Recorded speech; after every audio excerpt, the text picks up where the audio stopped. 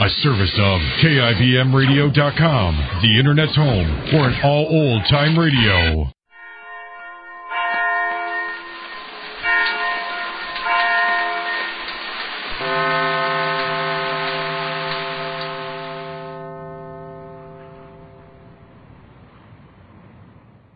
The Kraft Foods Company presents Willard Waterman as the Great Gildersleeve.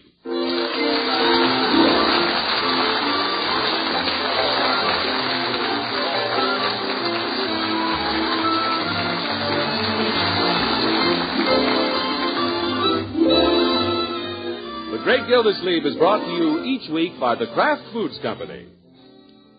Here's great news. Tonight, Parquet Margarine is announcing a sensational new $83,500 prize contest.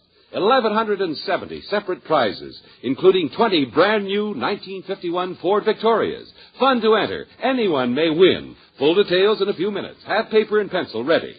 Parquet, you know, is the margarine that tastes so good because it's always fresh. Wonderful as a spread, a seasoning, or shortening. That's P-A-R-K-A-Y, Parquet Margarine made by Kraft. Get some tomorrow.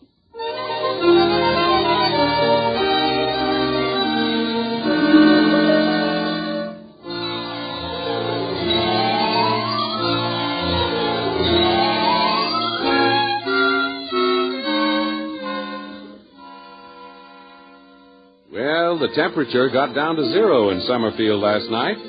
And this morning, as the first rays of the frosty dawn creep into his room, the Great Gildersleeve stirs in his bed, pulls the blankets closer around his ears, and cautiously opens one eye. What is this?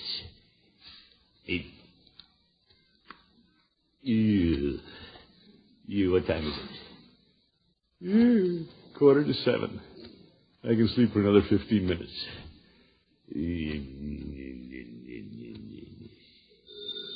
Who's calling at this time of the morning? Well, I'm not going to answer it. I'm sleeping. Telephone's ringing! That Bronco, as if I didn't know. Telephone, Bertie! Is that the Yo, for heaven's sake. Want me to get it, Bertie? I'll get it! I got it! Oh, what a family. Yeah, I'll be glad when Margie's home from the hospital with the twins. And they'll have to be quiet. Yeah, I guess it was the wrong number. You peace at last. I got it. That's no news. Leroy, I was sound asleep. I got news, Unc. That was my teacher on the phone. No school today. What's this? No school. The pipes are frozen. Oh, my goodness. Isn't that keen? Yes. Now run along like a good boy and let me finish my nap. 10 minutes left. Well, it's better than nothing.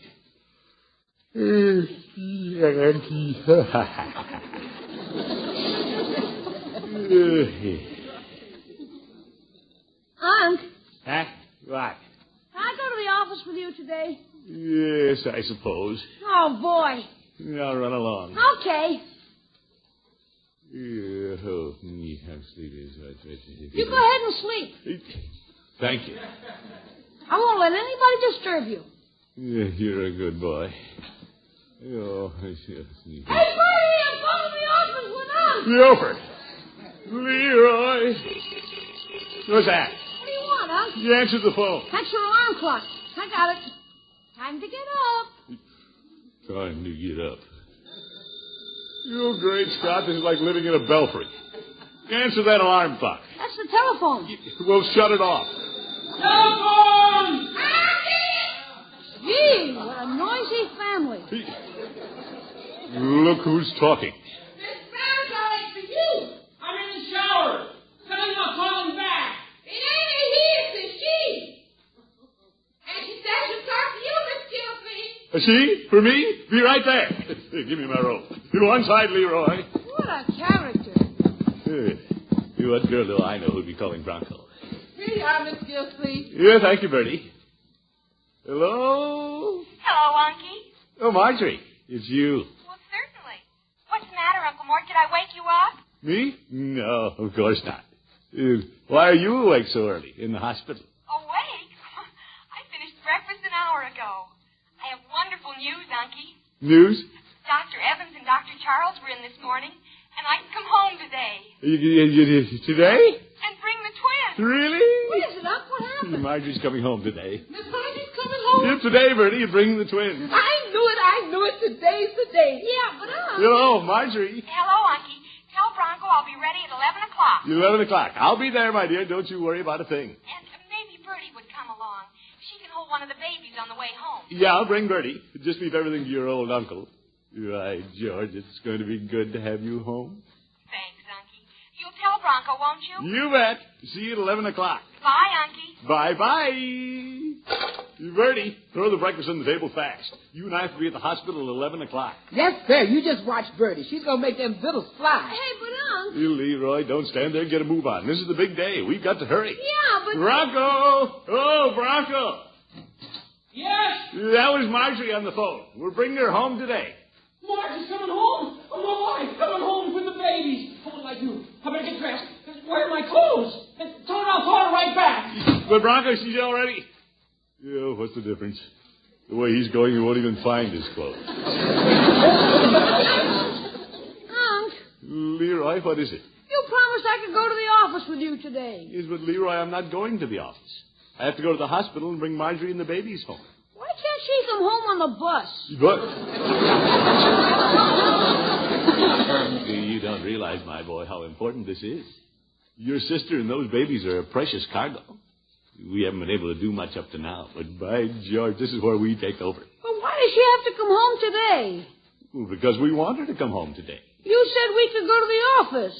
Well, we'll go to the office some other day. I'll have to go to school on another day. Those pipes will thaw out by tomorrow. Yofer. Leroy, stop thinking about yourself and start thinking about somebody else. Think about Marjorie. Yeah, this is no time to be selfish. We all have to pitch in and help. You too. You mean I can help? Sure you can. There's a lot of things to do. More than I can handle. Well, gee, let's get going. What'll I do first? Yeah, first go upstairs and get out of that bathrobe. Put your clothes on. Yes, sir. Gildersleeve, you're a natural-born executive. You sure know how to make things hum.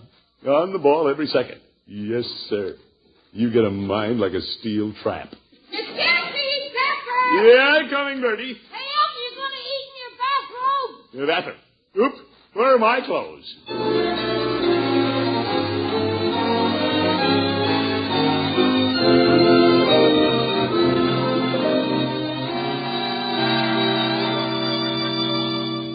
Let's see now, Bertie. We only have a couple of hours. A lot of things to do before we bring Marjorie home. Well, I got Miss Marjorie's clothes all packed in a suitcase, the one she's going to wear home. Yeah, good, Bertie, good. And I can just see myself sitting in that car holding one of them babies. I'm going to be nervous like an old mother hen. Well, you won't have to worry, Bertie. Not with me driving. Oh. You driving Miss Marjorie home? You, absolutely, Bertie. I've been waiting a long time, looking forward to the day I'd pull into the driveway with Marjorie and her babies. Yes, sir. I'm finished with breakfast, Unc. Where do I start? What can I do? Well, somebody's got to set those two little beds up for the babies. Yeah, King. Where's the screwdriver and the pliers? I'll set up the bed. No, you better let me do that, Leroy. Huh? Yeah, that's kind of a tricky job. Oh, Unc. No, my boy, we wouldn't want the beds to fall down.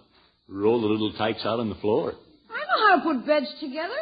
Mine falls apart all the time. There's a lot of other things to do, Leroy. Oh, certainly, plenty of things. You let me take care of the beds.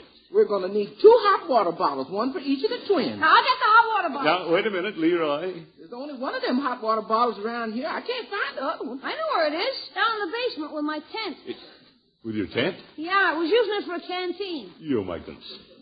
Yeah, we can't use that one. We'll have to go over to Judge Hooker's and borrow his. Okay, I'll go over to Judge Hooker. No, Leroy, we haven't much time. I'll take care of the hot water bottles. You said I could do something. Well, you can.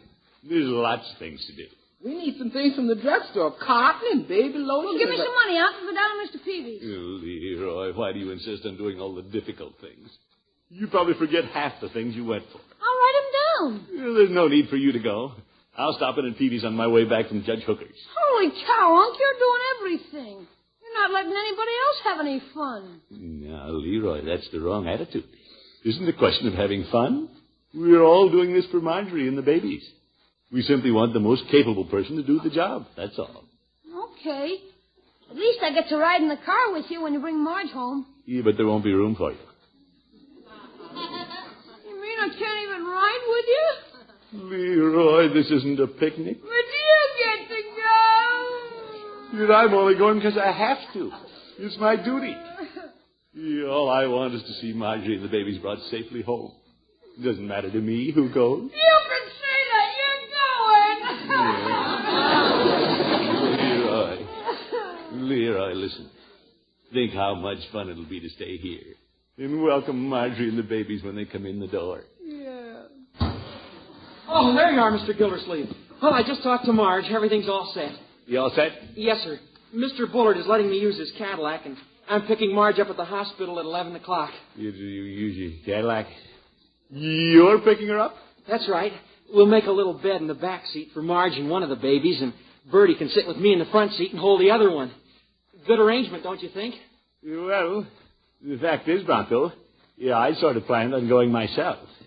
Oh, I'm awfully sorry, Mr. Gildersleeve, but I'm afraid there won't be room for you. You won't be room, huh? I hope you don't mind, Mr. Gildersleeve. No. Ah, think how much fun it'll be to stay here and welcome Marge and the babies when they come in the door. Leroy!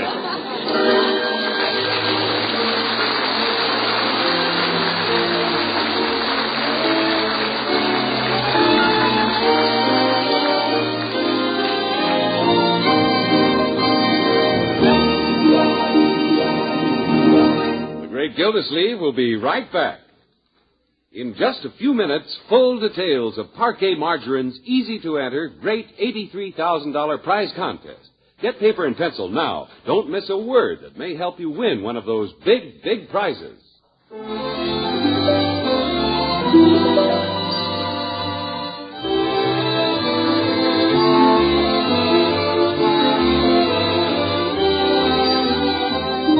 Well, the Great Gildersleeve had it all planned that he would drive to the hospital this morning to pick up Marjorie and the new twins.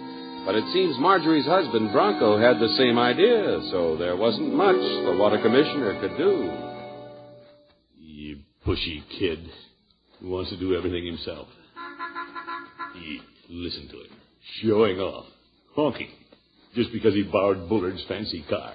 Yeah, Mr. Bronco, I'll be right there, Mr. Gildersleeve. You're all right, Bertie. Messenger boy. That's all I am around here. Bertie will be right out, Bronco. Thanks, Mr. Gildersleeve. Sure. There's plenty of room in that car. I could have sat in there someplace. Darn kid's just trying to hog the whole thing for himself, that's all. Sure wish you could go along, Mr. Gildersleeve. Oh, no, I don't mind. I had a lot of things to do anyway. He knows darn well I wouldn't go. The only reason he said that. Sometimes I think that boy is a little crooked. If you planned on going, Mr. Gildersleeve, I'll stay here. Oh, no, I wouldn't think of it, Bronco. You go ahead. He's smooth. Well, here we go, Mr. Gildersleeve. We're going to get the baby. Well, have a good trip. Yes, sir, we're going to get the baby. We'll be waiting for you. See you later, Mr. Gildersleeve. Ta-ta!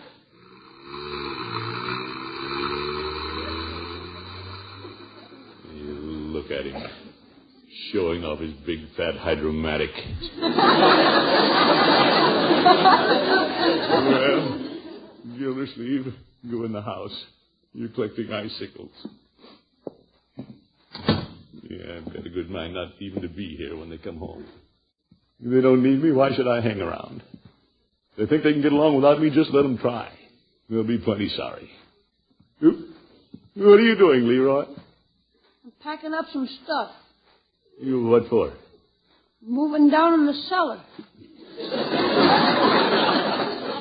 In the cellar? Sure. I'm just an old shoe around here, so I'm going down with the other old shoes. Now, Leroy, you mustn't feel that way. Nobody needs me for nothing. Yeah, that's not true, my boy. We're all needed. Every one of us. If we just make ourselves needed, we have to look for ways to help other people. I'm moving down in the cellar. When they bring those babies home, I don't even want to see them. Yeah, all right. You go down in the cellar. Hope you find a comfortable spot. Okay. Let us hear from you now and then.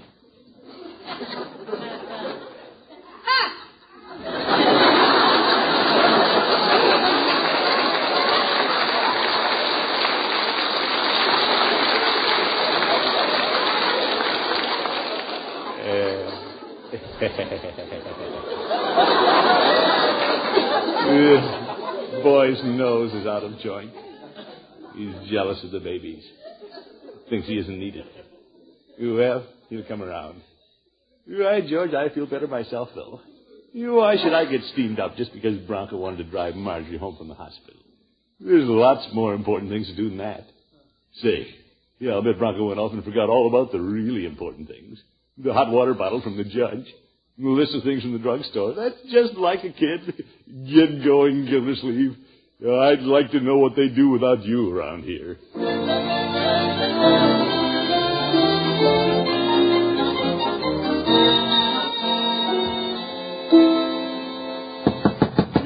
Come on, Judge. Yeah, the old goat probably got his jumper caught in his rowing machine. Well, Gildy. Hello, Judge. Come in, old friend. Yeah, thank you. What brings you out this fine, nippy morning, Gildy? Oh, I'm busy as a bird dog, Judge. Marjorie's coming home from the hospital this morning. That's so I hear.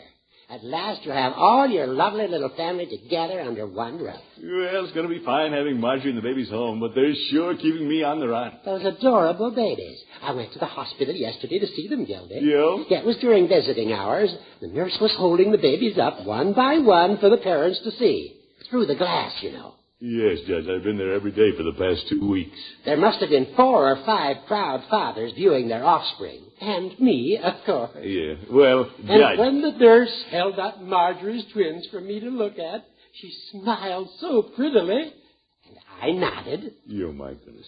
All the other fathers looked at me as much as to say, "Are those yours?" Gopher. And I didn't say no. Judge! I simply couldn't resist, Gildy. What a glorious feeling it must be for Bronco to be the father of 2 such fine children. Yeah, we agree on that, Judge. But Bronco's still just a boy, an irresponsible kid. He forgot all the important things. It's just a good thing I was around, that's all. What'd you forget, Gildy? Yeah, that's why I came over, Judge. They need an extra hot water bottle when they bring the twins home. He went off and forgot all about it. No, he didn't. What? He stopped by here on his way to the hospital and he picked it up. He did? Yes, indeed. What else did he forget? Well, plenty of things. Yeah, there's a list of things a mile long they need from the drugstore. It is up to me to go get them. Irresponsible kids. Yeah, I'll see you later, Judge. I have to rush over to Peavy. Maybe I can help, Gildy. No, thank you, Judge. I can handle it.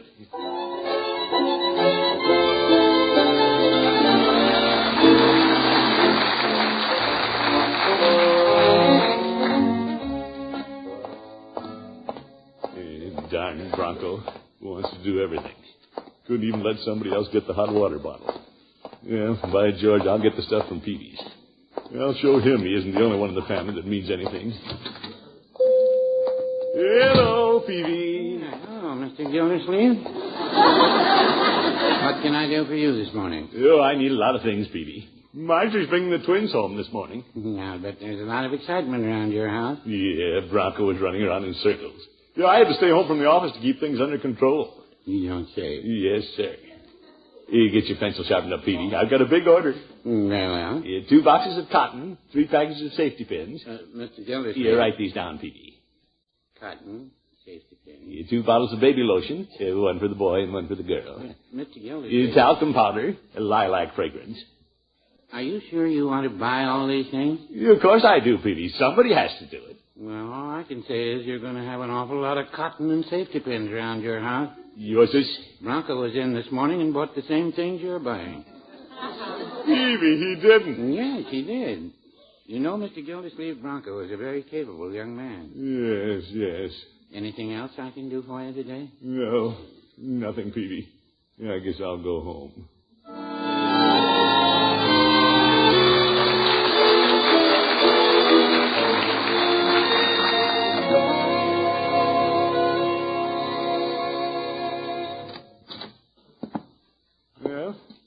not home yet. Yeah, I'm glad of it. They'd just be in the way. An old ex-Bronco getting underfoot. I wonder where I can go. Are you on? Leroy, where are you? In the cellar. In the cellar. Gildersleeve, that's where you belong. Down with the rest of the junk. What are you doing, Unc? Yeah, I'm coming down. Move over, my boy. What's the matter, Unc? Yeah, I feel pretty low, Leroy. You and I are just excess baggage around this house, I guess. Pull up a box and sit down, Unc. Yeah, you were right, Leroy. Nobody needs us. It's okay. We got each other. You try to do your best, work and help. And then when they bring the babies home, you've forgotten. Yeah. We just don't matter anymore. Yeah. Let's run away. Why run away? Nobody'd miss us. Somebody pulled in the driveway. They're home. You wonder who carried the babies in? Who cares? Let me help you, Marge. I'm all right. You carry the baby. I got this one. Everybody's got a baby but me. What you say, Unc? Yeah, nothing. Where are Leroy and Uncle Mort? They were here when I left. Mr. Gildersleeve? Leroy, we're home. Don't say nothing, Unc. Did you hear that, Leroy? That was one of the babies. Yeah. Maybe a pin sticking him. You wonder what they're doing up there. They don't need us. No, I suppose not. You can put the babies in their beds, Bertie. Beds? Holy smoke. I forgot to put the beds together. Leroy, you forgot to put the beds together. How do you like that? That irresponsible kid. I'll get the screwdriver. Grab the pliers. Come on, Leroy.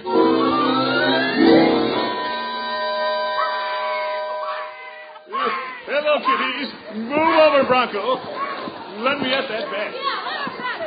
I can't seem to get them together. We got screwdrivers. You hold that end up, Leroy. I got it. The little rascal stopped crying. He's watching his uncle. That's me. Well, the other one's watching me. Yeah, aren't you? Little bright eyes. Unc, the bed.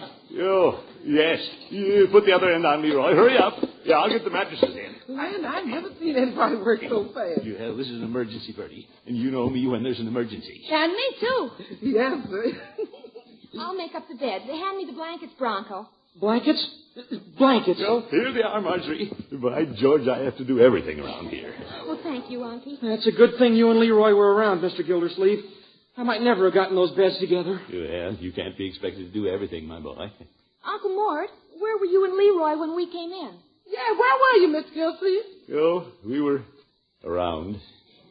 The beds are ready, Bertie. We can put them in. Darlings are asleep. I'll put them in bed, Bertie. Yeah, let me put them in, Bertie. Let me do it. I'll put them in. Come on, honey. You go. Oh, look at them, Bronco. You go. Yeah. 2 of them. Maybe we better let them sleep. Yeah. Come on, Marge. Yeah, we'll be along in a minute, children. Haven't had a chance to look at the little tykes. So those are babies.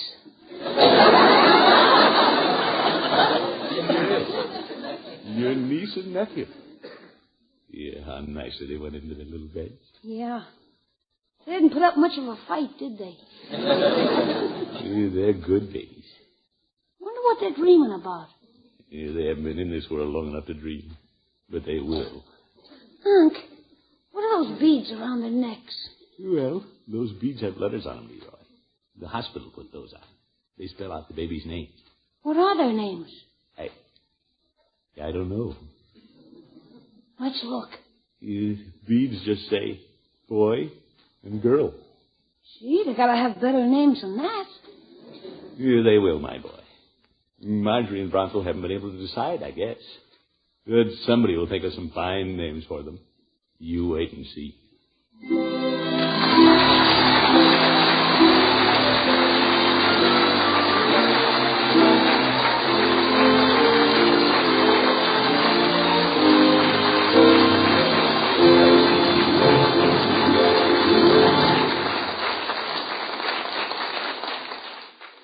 Great Gildersleeve will be back after this important announcement. Well, someone has to name those twins, and that's why Parquet announces a series of big prize contests. By naming the twins, you may win a 1951 Ford Victoria or one of 1,150 other prizes. Yes, 4 big, beautiful Ford Victorias will be won each week for 5 weeks, 20 Fords in all. And every week for 5 weeks, Parquet will also award 10 General Electric portable dishwashers, 20 General Electric triple whip mixers, 100 crisp new $20 bills, and 100 crisp new $10 bills. 1,170 prizes in all. Here's how you enter. Think of names for these babies. One's a boy, one's a girl. Get an entry blank from your grocer. It will tell you how prize-winning entries are selected, or use plain paper if you prefer. Send your names for the twins, plus your own name and address, to Parquet Margarine, Box 6799, Chicago 77, Illinois. With each entry, enclose the red end flap from a package of Parquet Margarine. And here's something special. If you'd like to try for a $500 cash bonus in addition to the first prize, include 2 Parquet red end flaps. One end flap entitles your entry to full consideration for a Ford Victoria. 2 red end flaps entitle you to $500 extra if your entry should win one of the weekly first prizes. Remember the address, Parquet Margarine, Box 6799, Chicago 77, Illinois. First week's contest ends at midnight, March 17th. So hurry! Name the twins. Get your first entry off tomorrow.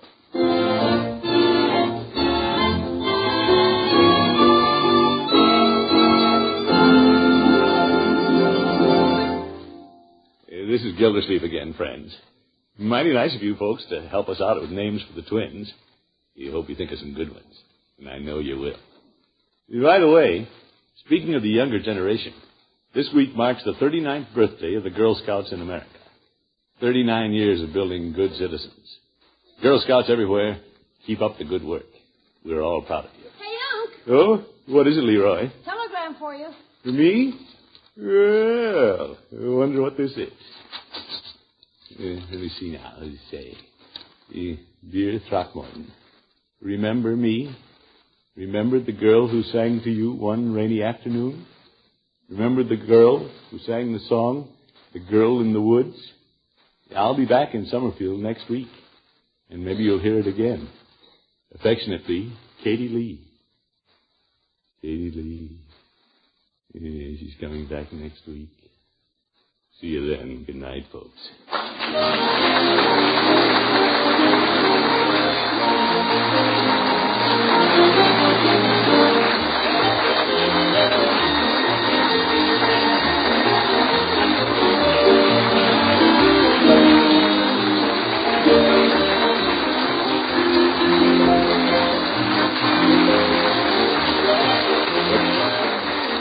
Great Gildersleeve is played by Woolen Waterman. The show is written by Paul West, John Elliott, and Andy White, with music by Robert Armbruster. Included in the cast are Walter Tetley, Lillian Randolph, Dick Crenna, Mary Lee Robb, Earl Ross, and Dick LeGrand. This is John Heaston saying goodnight for the Kraft Foods Company, makers of those famous Kraft quality food products.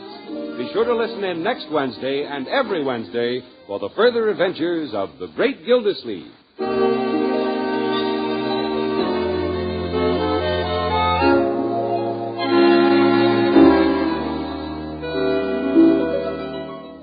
Next time you raid the icebox or sit down for a between-meal snack, don't forget to add a little Kraft prepared mustard to that cold meat you eat or that sandwich you make.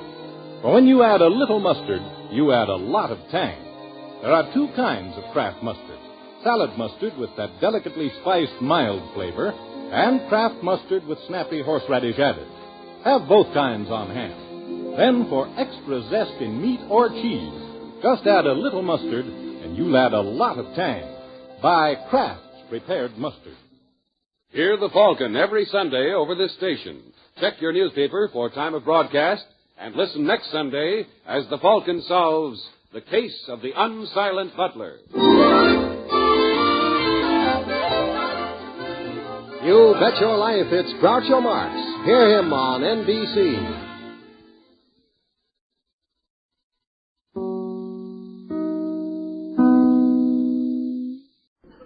The Kraft Foods Company presents Willard Waterman as the Great Gildersleeve.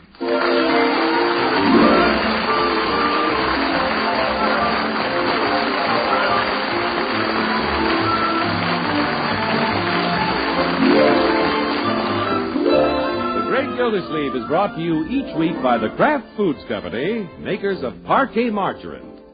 Would you like to win a glamorous new Ford Victoria or one of the more than 1,150 other valuable prizes? Then enter Parquet Margarine's sensational $83,500 Name the Twins contest. Full details in our next announcement. Have paper and pencil ready. Meanwhile, remember, Parquet is the margarine that tastes so good because it's always fresh. Get good-tasting, fresh-tasting Parquet tomorrow at your grocer's. That's Parkay. Parquet margarine made by Kraft.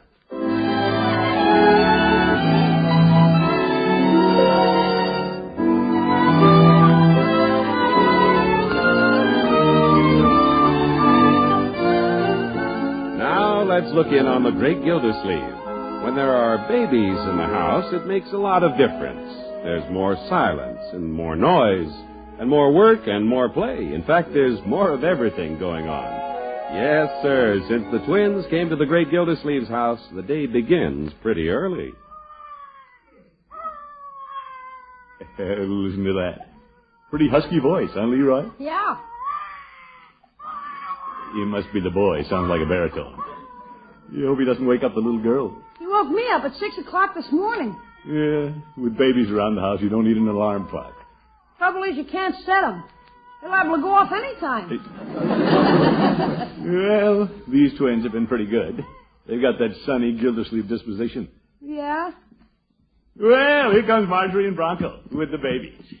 We're trying to get them back to sleep, Auntie. Yo, sorry, Marjorie. Good morning, Bronco. Good morning, Mr. Gildersleeve. Hello, Leroy. Hi. Oh, Leroy, you frightened the baby. I did. Now, big boy, that's just your Uncle Leroy. You big boy? Well, since we haven't selected names for the twins yet, we call them Big Boy and Little Girl. Yeah, cute idea. Hello, big boy. Gitchy. Hey, look, he grabbed my finger. He'll grab anything. Hey. Look at him, hang on. He was asleep until that window shutter upstairs started banging. You? I thought you were going to have that shutter fixed, Mr. Gildersleeve. Well, I'm going to. I'll have it fixed right away. You said that last week. Well, Bronco. Big Boy's going to sleep. Hey, why don't you keep him awake all day so he'll sleep later morning? Quiet, Leroy. There's too much noise going on around here. Yover! Bertie! Did I wake up the baby? Oh, that's all right, Bertie. Sure, that's all right, Bertie. Think nothing of it. It's been done before.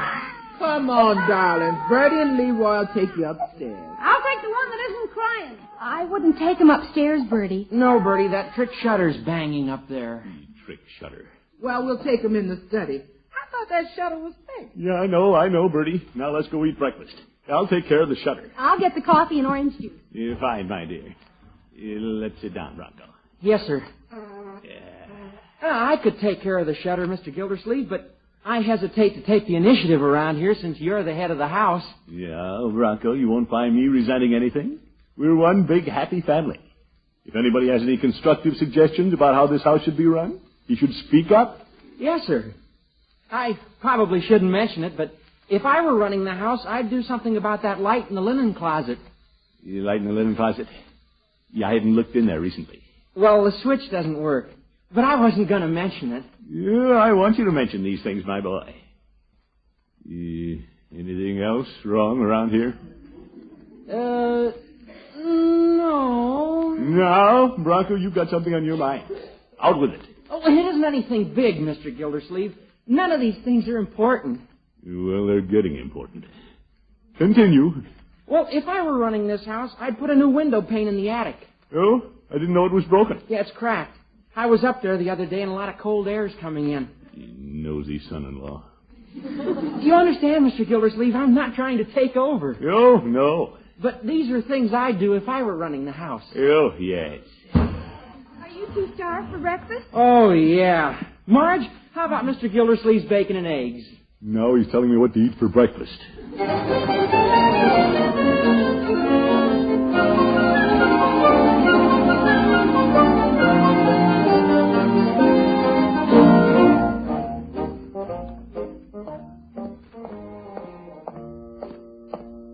I shouldn't have let that conversation with Bronco upset me this way.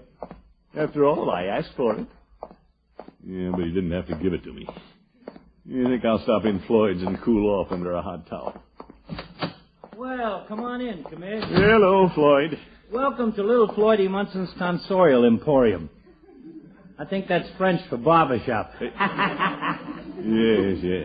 Just give me a shave. You bet. Toot sweet. I know that's French. You're all right, Floyd. Hurry up. Talky barber. What's that? Nothing. I'm sorry, Floyd.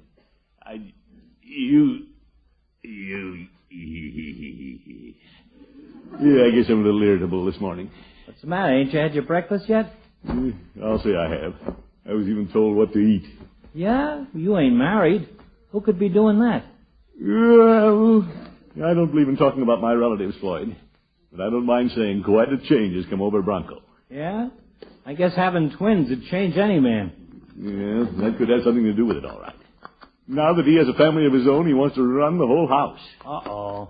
If I were you, I'd do this, he tells me. If I were you, I'd do that. Big eye. Well, my wife, Lovey, tried to take over once, except she didn't say, if I were you. She said, if you don't. Yes, well, this is a little different, Floyd. Darn kid thinks he can run the house better than I can. You know, I'd like to see him try it. Why don't you let him try? That's the way I shut up Lovey. You? She wanted to take charge of everything, so I let her. Right on the day the milk bill was due. And the clothesline fell down. Yes, Floyd, I couldn't shove all the responsibilities of the household on an inexperienced boy. Why not? Certainly learned Lovey a lesson. She ain't opened a yap since. She hasn't? And Lovey ain't exactly a clam. I let her handle everything, Commish. And in a week she was begging me to be boss again. Well, I wouldn't want Bronco to take over, then have to come begging me to... Say, why not? Now you're getting smart, Commish. Yeah, I'd only be doing it to teach the boy a lesson. Sure.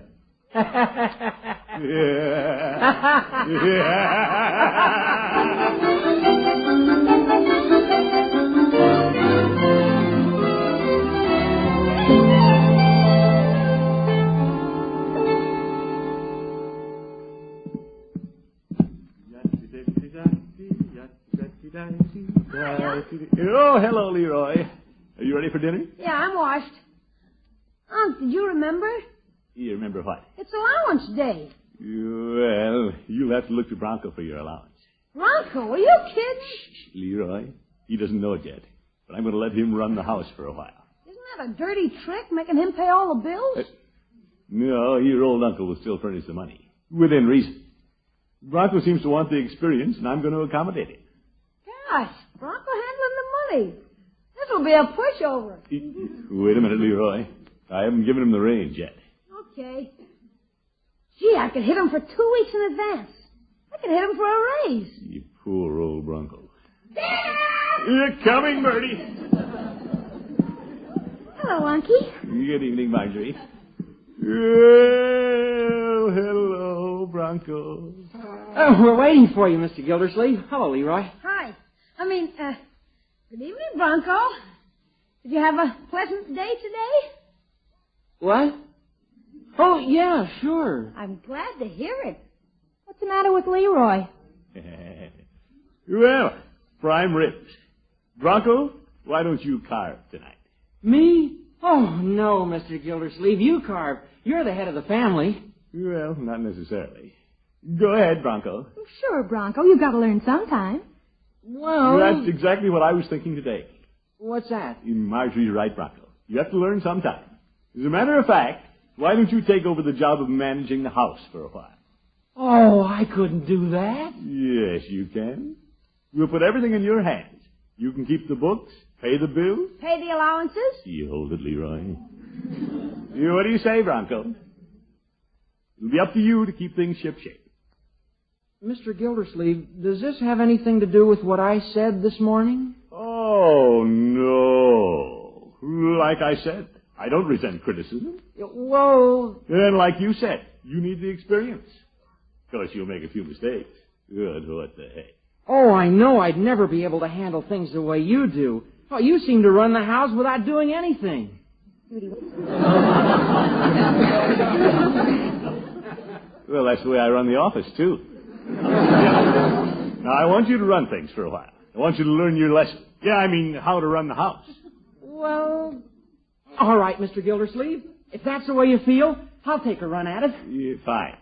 From now on, we'll all take orders from you. Oh, Bronco. Is he officially in charge now, Unc? Yes, indeed, Leroy. Fire away. Bronco. Yes, Leroy? Congratulations on being in charge of everything. I know you'll do a super job. Oh, thank you, Leroy. May I have my allowance now? You smooth boy. Leroy, about your allowance. Yeah? There's a broken window in the attic. There is? Uh-oh. Here's the potatoes and gravy.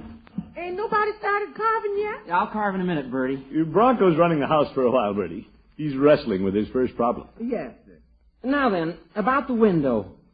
It seems to have been broken by a BB gun. No kidding. Marjorie, have you been shooting a BB gun? Of course not, silly. Mr. Gildersleeve? You, not the water commissioner. Honor bright. Bertie, are you hiding a BB gun somewhere? Not me. Bertie's innocent. Well, it wasn't me, and it couldn't have been the twins. How do you know? Leroy, could it have been you? Okay, you got me. It was an accident. I was shooting icicles off the eaves. I see, but unfortunately, Leroy, accidents cost money. Yep, here it comes. And I think you should contribute 25 cents out of your allowance toward a new window pane. Oh, for corn's sake. I'll pay the balance out of the house fund. But gosh, I could see a movie for that. I know, Leroy, but in organized society, we must have our rules and regulations. Rules, schmools, I'm out 2 bits. Yeah, Bronco's right, Leroy. I don't mean to be hard, Leroy. Just think of me as working for the good of all of us. I'm trying to be efficient in the job to which I've been elected. Now then, little fella, are there any questions? Yeah, when can we hold another election?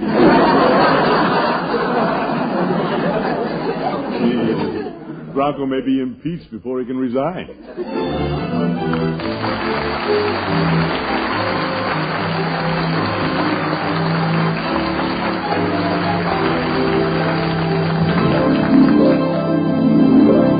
The Great Gildersleeve will return after this important announcement. Margie and Bronco still need names for their twins, and you may win the prize of a lifetime by helping them out. Yes, just listen to the prizes to be awarded in Parquet Margarine's $83,500 Name the Twins contest. Each week for 5 weeks, Parquet is awarding 4 glamorous new Ford Victorias. And in addition, 10 General Electric portable dishwashers, 20 General Electric triple whip mixers, 100 crisp new $20 bills, 100 crisp new $10 bills. That's 234 prizes each week for 5 weeks. Now, here's how you enter. Think of names for the twins. One's a boy, one's a girl, remember. Get an entry blank from your grocer. It will tell you how prize-winning entries are selected. Or use plain paper if you prefer. Send your names for the twins, plus your own name and address, to Parquet Margarine, Box 6799, Chicago 77, Illinois. With each entry, enclose the red end flap from a package of Parquet Margarine. And remember, if you'd like to try for a first prize plus a special $500 cash bonus, include 2 Parquet red end flaps. One end flap entitles your entry to full consideration for a Ford Victoria. 2 red end flaps entitle you to $500 extra if your entry wins one of the weekly first prizes. This week's contest ends at midnight this Saturday. So hurry! Remember the address, Parquet Margarine, Box 6799, Chicago 77, Illinois. Get your entry off tomorrow.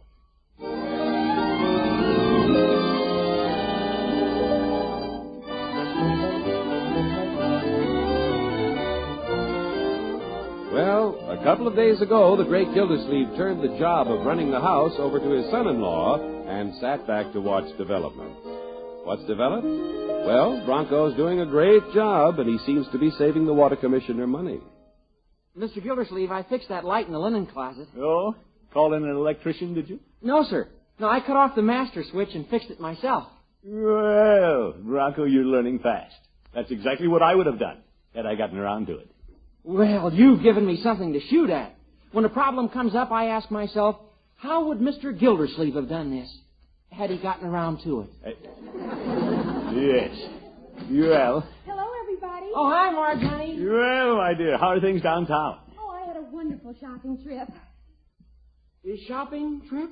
How are the babies? Yeah, they're over there in their crib. What'd you buy, Marge? Hello, pretty babies. Here's your mother. Marge, what'd you buy? Oh, you precious little darlings. I don't know which one of you is the cuter. Marge, what did you buy? Yeah, that Bronco hangs on like a bulldog. Oh, just a hat. A hat? Yeah, but you have a hat. A lot of them. Well, maybe it's an Easter bonnet, Bronco. But she's already bought an Easter bonnet. But I couldn't resist this one. Wait till you see it. Open the box. Yeah, I'll open it, Bronco. You look too nervous. Well, I'm not nervous, but Marge... Yeah, here it is, Marjorie. Here, put it on. Oh, thank you, Unky. There, isn't it adorable? And only $7.95. $7.95? For that? Oh, Bronco. What do you think, Uncle Morris? Well, I don't think the hat's that funny, Marjorie. You men. Laugh if you want to, but the twins will like it. Look, babies, look at Mother's new hat. Oh, my goodness. Hey, you see, Marge, Big Boy agrees with his father. Well, I'll bet he's just hungry. But I'll take it back. Help me take him upstairs, Bronco. Sure. Come on, Big Boy. Your mother doesn't want that hat, does she? Well, I guess I really don't need it. No. Oh, you'll be the prettiest girl in the Easter parade in that other one. You really think so? What a cagey operator. Well, he's saving money and making her like it. Miss Gilsey? Yes, Bertie. Is she taking it back? Yeah. Bronco laughed her out of it. Yes, sir. That man sure is making Miss Marjorie and Leroy toe the line. Well, he's opening my eyes. He's a good manager. Yes, sir. He's counting pennies with everybody in this house except Bertie. Yeah, he's a fine boy. Of course, he knows he don't have to check up on Bertie. You won't catch him calling Bertie on the carpet. Well. Oh, Bertie. Yes, Mr. Bronco? I've been wanting to have a talk with you. Me? Uh-oh. How much did you pay for that hen you roasted last night? Oh, that was a fine hen. I paid 79 cents a pound. 79 cents a pound? Yes, sir, at Steuben's Market. Well, Bertie, I noticed in the paper they had a special on hens at the Acme Market. It's 71 cents a pound. Yes, sir. But there's hens, and then there's hens. Miss Gilsleeve knows that, don't you, Miss Gilsleeve? Yeah, Bertie, I'm staying out of this. Well, Bertie, that's a small point, but if you have an hour or two this afternoon, I'd like to sit down with you and review the operation of the kitchen. Mr. Bronco, don't nobody have to tell Bertie how to buy for the kitchen, do they, Mr. Gilsleeve? Well, I've never tried to. Bertie, I just have a job to do. I got a job to do, too, and I'm doing it. Bertie is known as the best buyer in the block. Ain't she, Mr. Gilsleeve? Yeah, I don't doubt it, Bertie. Yes, sir. I'm the best buyer in the block. When them clerks see me coming in the store, they say, here comes Bargain Bertie. So nobody have to check up on me, because when them clerks see me coming, they say, here comes Bargain Bertie. Yeah, I know, Bertie. Mr. Gilsleeve, you know what them clerks say when they see me coming in the store? Yes, Bertie. That's right. They say, here comes Bargain Bertie.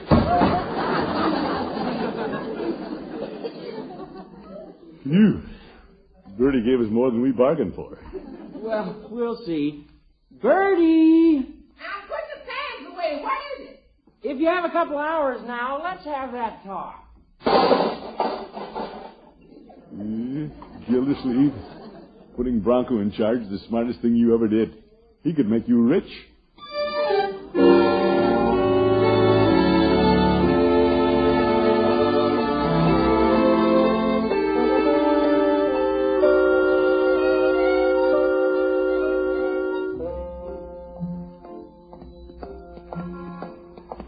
Well, Bronco, you've had the reins almost a week now. You're doing a fine job. Oh, thank you, Mr. Gildersleeve. I'm just trying to drive down the middle of Economy Road. In the middle of Economy. Well, you're doing it, too.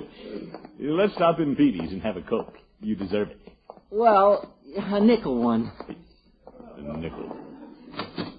Hello, Peavy. Hello, Mr. Gildersleeve. Bronco, what can I do for you?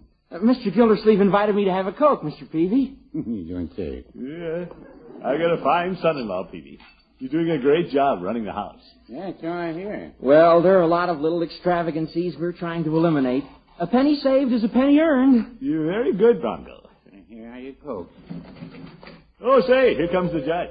Hello, Horace. Good afternoon, gentlemen. Come in, Judge. Hello, Judge Hooker. You have a Coke with us, Judge. And toast the new financial manager of Gildersleeve Gables. What's this, Gildy? Bronco's been running the house for nearly a week. What he says goes. Oh?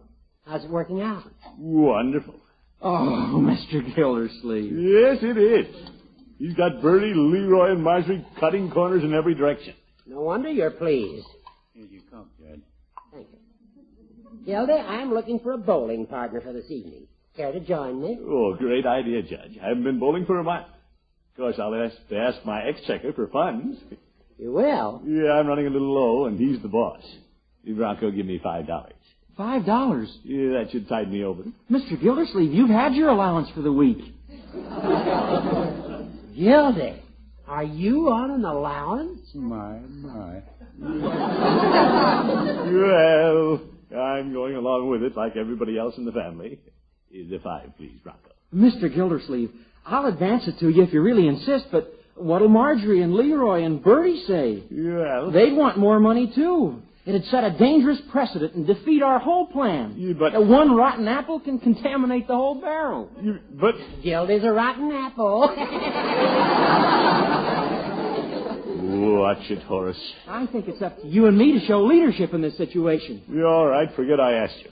Oh, that's cooperating. Yes. Thanks for the treat, Mr. Gildersleeve. I'm going to the bank now. Oh, yes. Banking my money. Goodbye, man. Bye, Bronco. Goodbye. Well, Gildy, if he won't let you go bowling, we can visit the zoo. That's free. Yeah, all right, Horace. We're going bowling, and I know how to get the money. Peavy. Are you looking at me, Mr. Gildersleeve? I have a charge account here. Give me $5 and put it on my bill. Mr. Gildersleeve, you don't have a charge account here. What do you mean, Pete? Bronco was in yesterday and canceled it. Canceled my charge account? That's right. It seems he's canceled them all over town. Yofer. That sneaky kid. Just wait till I get home. Wait a minute, Mr. Gildersleeve. That'll be 15 cents for the Coke. Peavy, you're not worried about that 15 cents. No, I wouldn't say that. Oh, my goodness. Pay him, Judge. I'll pay you later.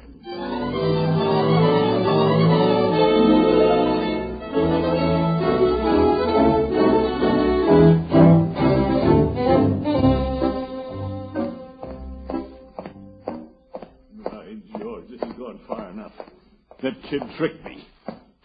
Well, he's not going to embarrass me again. I'm taking over. Bronco!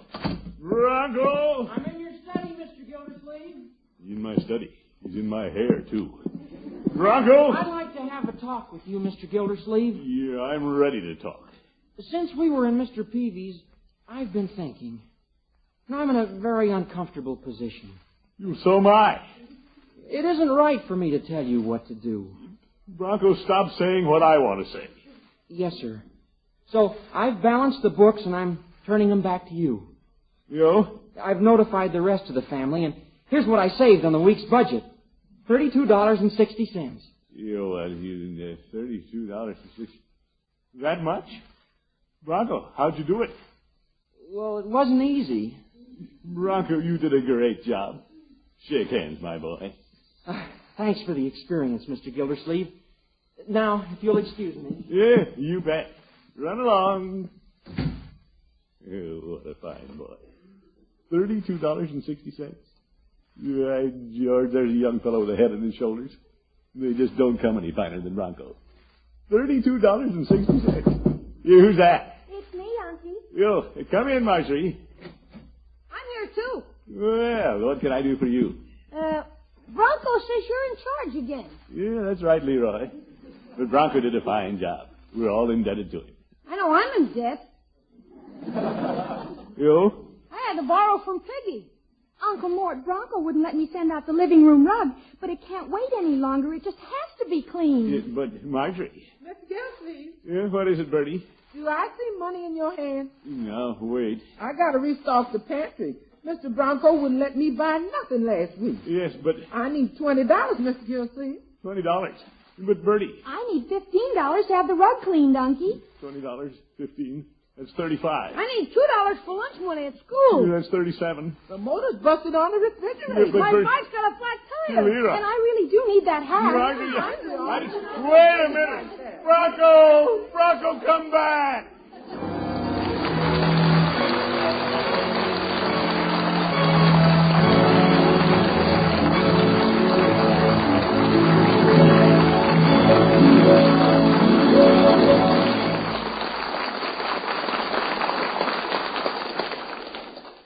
The Great Gildersleeve will be right back. Don't forget, this week's Parquet Margarine Name the Twins Big Prize Contest ends at midnight this Saturday. Just think, 2 simple words may win you a thrilling Ford Victoria. Send your names for the twins, your own name and address, and the red end flap from a Parquet package, 2 red end flaps, if you want to try for that extra $500 bonus as well as a Ford. The address is Parquet Margarine, Box 6799, Chicago 77, Illinois. Get Parquet and an entry blank from your grocer tomorrow.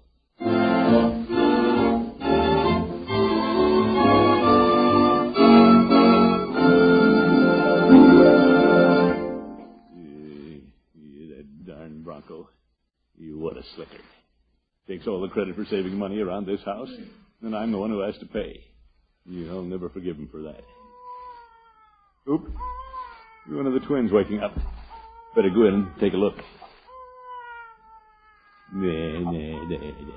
It's all right. Yeah. Go to sleep. Yeah, sure. Cute little tykes. Hope we get some good names for you. Yeah, they do look like Bronco and Marjorie. Yeah, what the heck. Bronco probably meant well. He isn't a bad son-in-law. Honest and hard-working. And he likes me. Sure, little babies. He's a fine young man. He'd have to be your father. Good night. Good night, folks.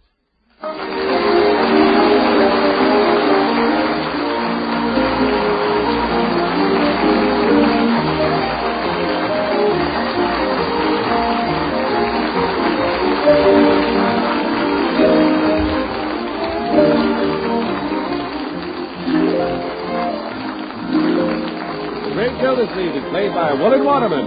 The show is written by Paul West, John Elliott, and Andy White, with music by Robert Armbruster. Included in the cast are Walter Tetley, Mary Lee Robb, Lillian Randolph, Dick Crenna, Lee Keel, Arthur Q. Bryan, Earl Ross, and Dick LeGrand. This is John Heaston saying goodnight for the Kraft Foods Company, makers of Parquet Margarine and those other famous quality food products. Be sure to listen in next Wednesday and every Wednesday for the further adventures of the Great Gildersleeve.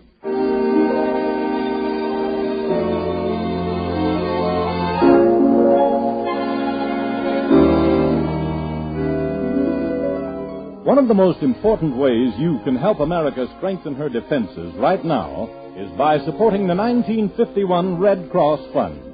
This year, the Red Cross must have $85 million to meet the needs of the rapidly expanding armed forces, to train and equip millions of home defense volunteers in first aid and home nursing, and to do hundreds of other vital defense jobs.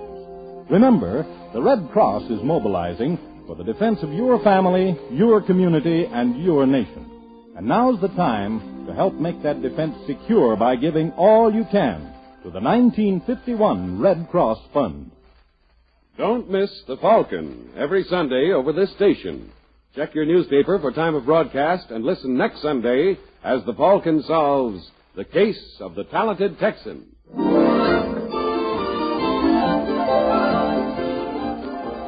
Enjoy Groucho Marx and You Bet Your Life on NBC.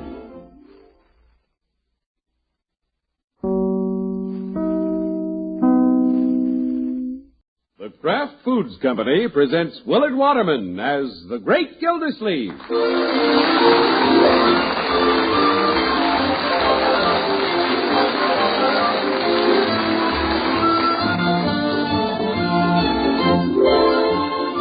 The Great Gildersleeve is brought to you each week by the Kraft Foods Company, makers of Parquet Margarine.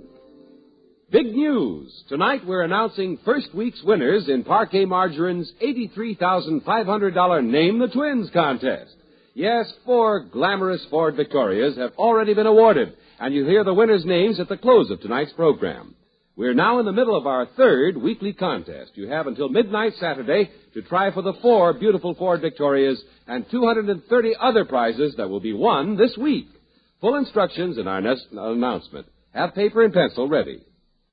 Tonight's Great Gildersleeve program and this exciting contest are brought to you by Parquet Margarine, the margarine that tastes so good because it's always fresh. Try Parquet tomorrow. Get Parkay, Parquet Margarine made by Kraft. Now, the Great Gildersleeve.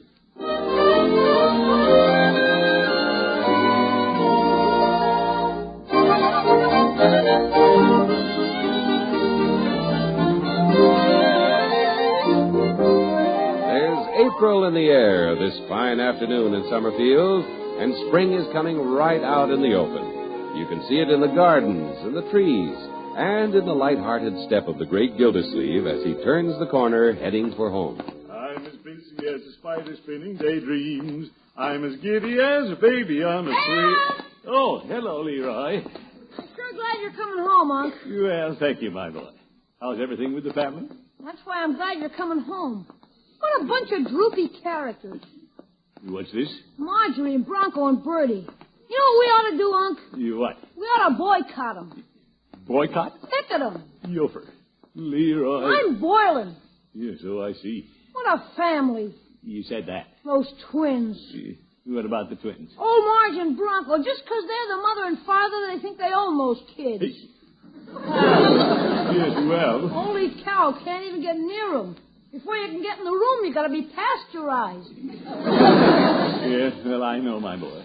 Marjorie and Bronco and Bertie are like 3 mother hens with those babies. Hens? Ha! Eagles. Well, you'll have to be patient, Leroy. But why can't I hold them? You'll be able to hold them after a while. Why can't I feed them? What's to put in a bottle in a kid's mouth? I know which end the milk comes out of. Well, you just bide your time, my boy. Try to understand that Marjorie and Bronco and Bertie are only thinking of what's best for the babies. Ah! We should be glad they feel that way. We should be proud of them. Yeah. Now, let's go in the house and I'll be one happy family again. Okay. Hey, the boy's all right now. I brought him around. Gildersleeve, you're a born diplomat.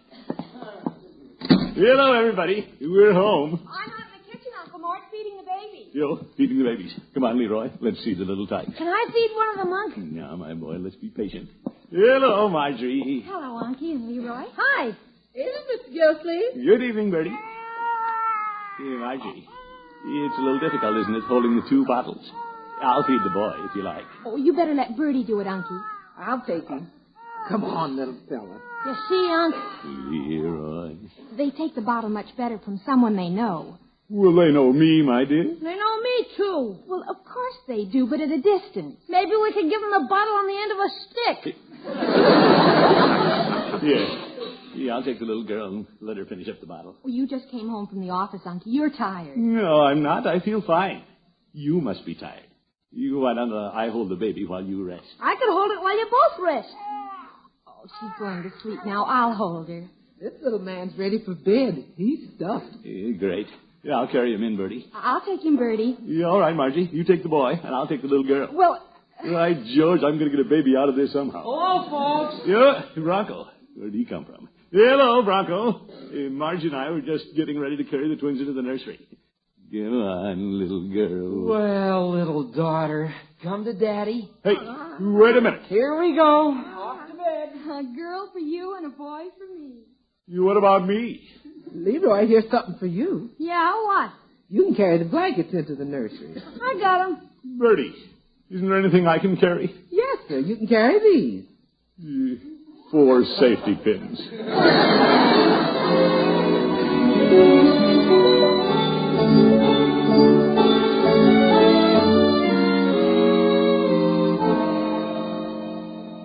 You confounded kids. Want to hog the whole thing for themselves. It'd be different if they only had one baby. They have 2. They can spare one. What'd you say, Unc? Yeah, I didn't say anything. I'm reading the paper, Leroy. Uncle Mort, Bronco and I are going to the movie tonight. Would you like to go with us? Movie? No, I wouldn't care to, my dear. You and Bronco and Leroy go. I'll be the babysitter. But, Uncle... I don't think I'll go either. I'm going to sacrifice and stay here with Unc. But Bertie's going to be here. Yeah, Bertie can take the evening off. But you've never taken care of the babies alone, Unky. Yeah, I've been around lots of other babies. They're all alike. Sure, they all operate the same. Leroy, you keep out of this. Okay. Well, you do what you like, Uncle Mort, but there's no reason for you to stay with Bertie here. Yeah, and I'll take care of that. Bertie! That's the old fight, Unc. You call me, Miss Gilsey? Yeah, I was just thinking, Bertie. Why don't you take the evening off? Oh, Bertie can't take this evening off. Miss Margie and Mr. Bronco's going out, and I got to stay with the twins. Yeah, well, that's the point, Bertie. You don't have to stay. I'm going to be here. Yeah, me too. Miss Gilsey, you mean you're going to babysit? Yeah, of course, Bertie. Have you ever babysat? Certainly. I've been around all kinds of babies. I don't know why everyone makes such a big hullabaloo about minding a couple of babies. What could be simpler? Yeah. Well, if you want me to go, Mr. Gilsey, I'll go. If you sure you want me to go. Yeah, absolutely, Bertie. I'll stay if you want me to stay. No, you go ahead, Bertie. I'll either go or stay. Well, you go. I'll go or stay. Well, go. I mean, go. Go or stay. Yelfer. Bertie, go, please. All right, what you say, go. I'll go. Well, at last. Gee, we can have the twins all to ourselves for a whole evening. No, they're not toys, my boy. I'm only doing this as a matter of principle. I'm going to prove to a few people around here they're making a mountain out of a molehill. Of course, we may get a chance to look at the little tykes. Yeah, without somebody saying, go wash your hands. Yeah, by the way, let's see your hands. They're clean. Go wash them with soap. Oh, for corn's sake. Well, we're ready to go, Unky. Going with us, Mr. Gildersleeve? No, thanks, Bronco. But you might give Bertie a lift. She's going downtown. Bertie? Yeah, I told her to take the evening off. I'll be the babysitter this evening.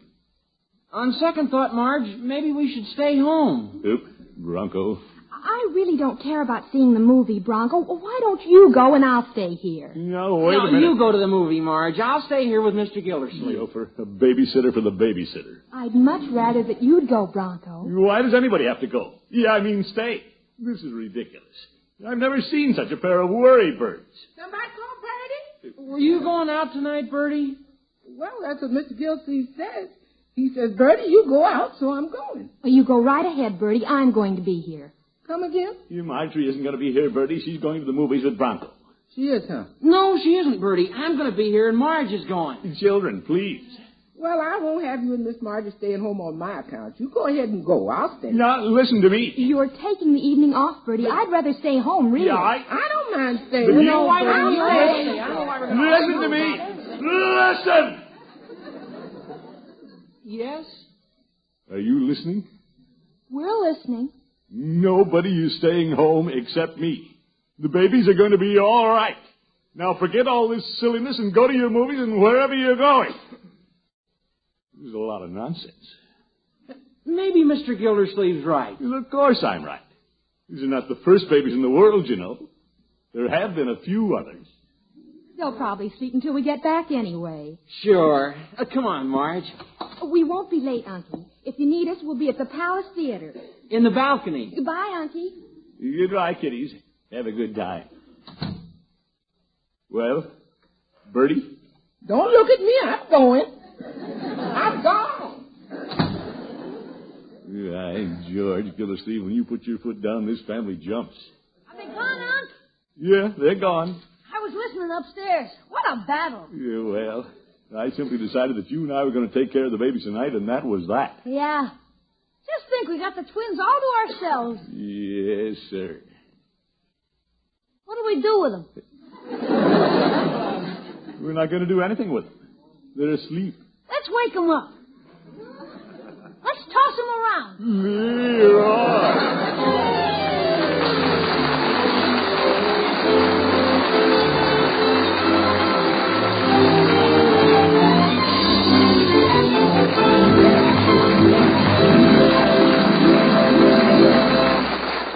Great Gildersleeve will return after this important announcement.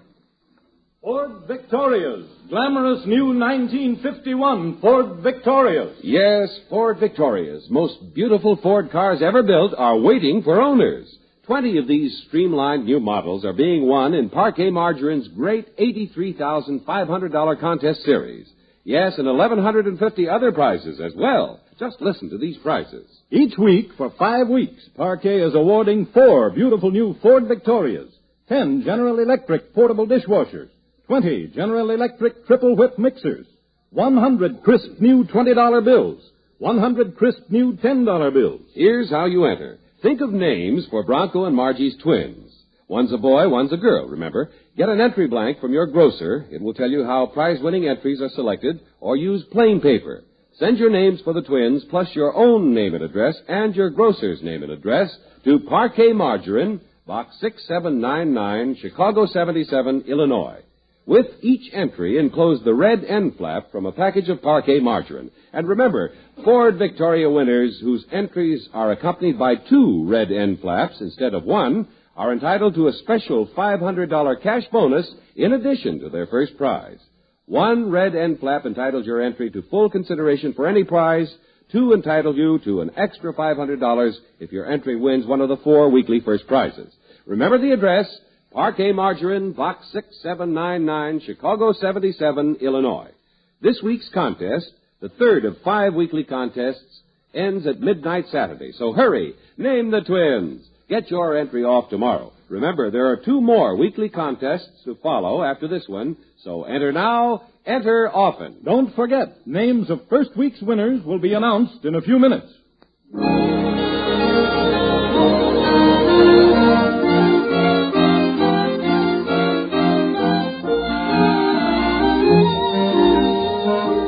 Well, it took a little doing, but the great Gildersleeve finally got his wish. He shooed Marjorie and Bronco and Bertie out of the house, and now, for the first time, the water commissioner and his nephew Leroy are babysitting with the twins. They've been at it about an hour so far. And the score? No hits, no runs, no errors. Gee, this is getting dull, Unc. When do we start having some fun with the twins? Yeah, be patient, Leroy. I'm not staying with the babies tonight for fun. I am. Golly, what's the use of babysitting if you just gotta sit? Well, it is pretty quiet. I thought there'd be a little more activity. A couple of healthy youngsters like those. You'd think they'd stir around a little more. Maybe if we nudged them a little. No nudging. Yeah, but maybe they're hungry. It's a dirty trick not to wake them up if they're hungry. Let's feed them. No, Leroy, Margie said we could feed them when they wake up. Yeah, but time's going by. Pretty soon everybody will be coming home and we'll be out of luck. Yeah, that would be a disappointment, all right. They slept right through. How do we know, Unc? Maybe they're awake right now.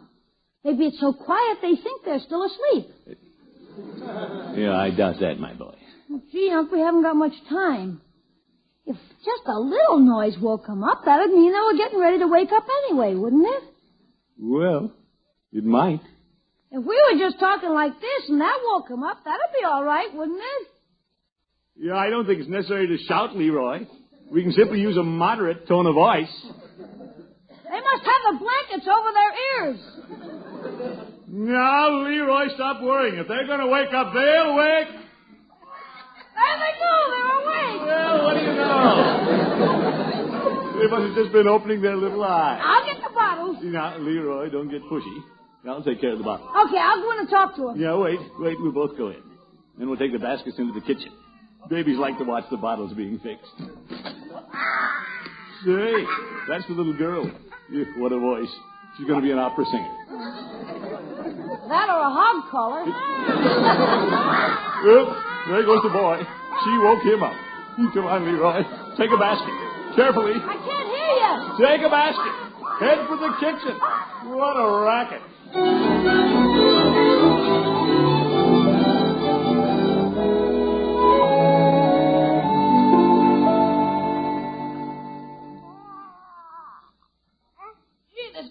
Basket's heavy. Well, put it down someplace. Okay.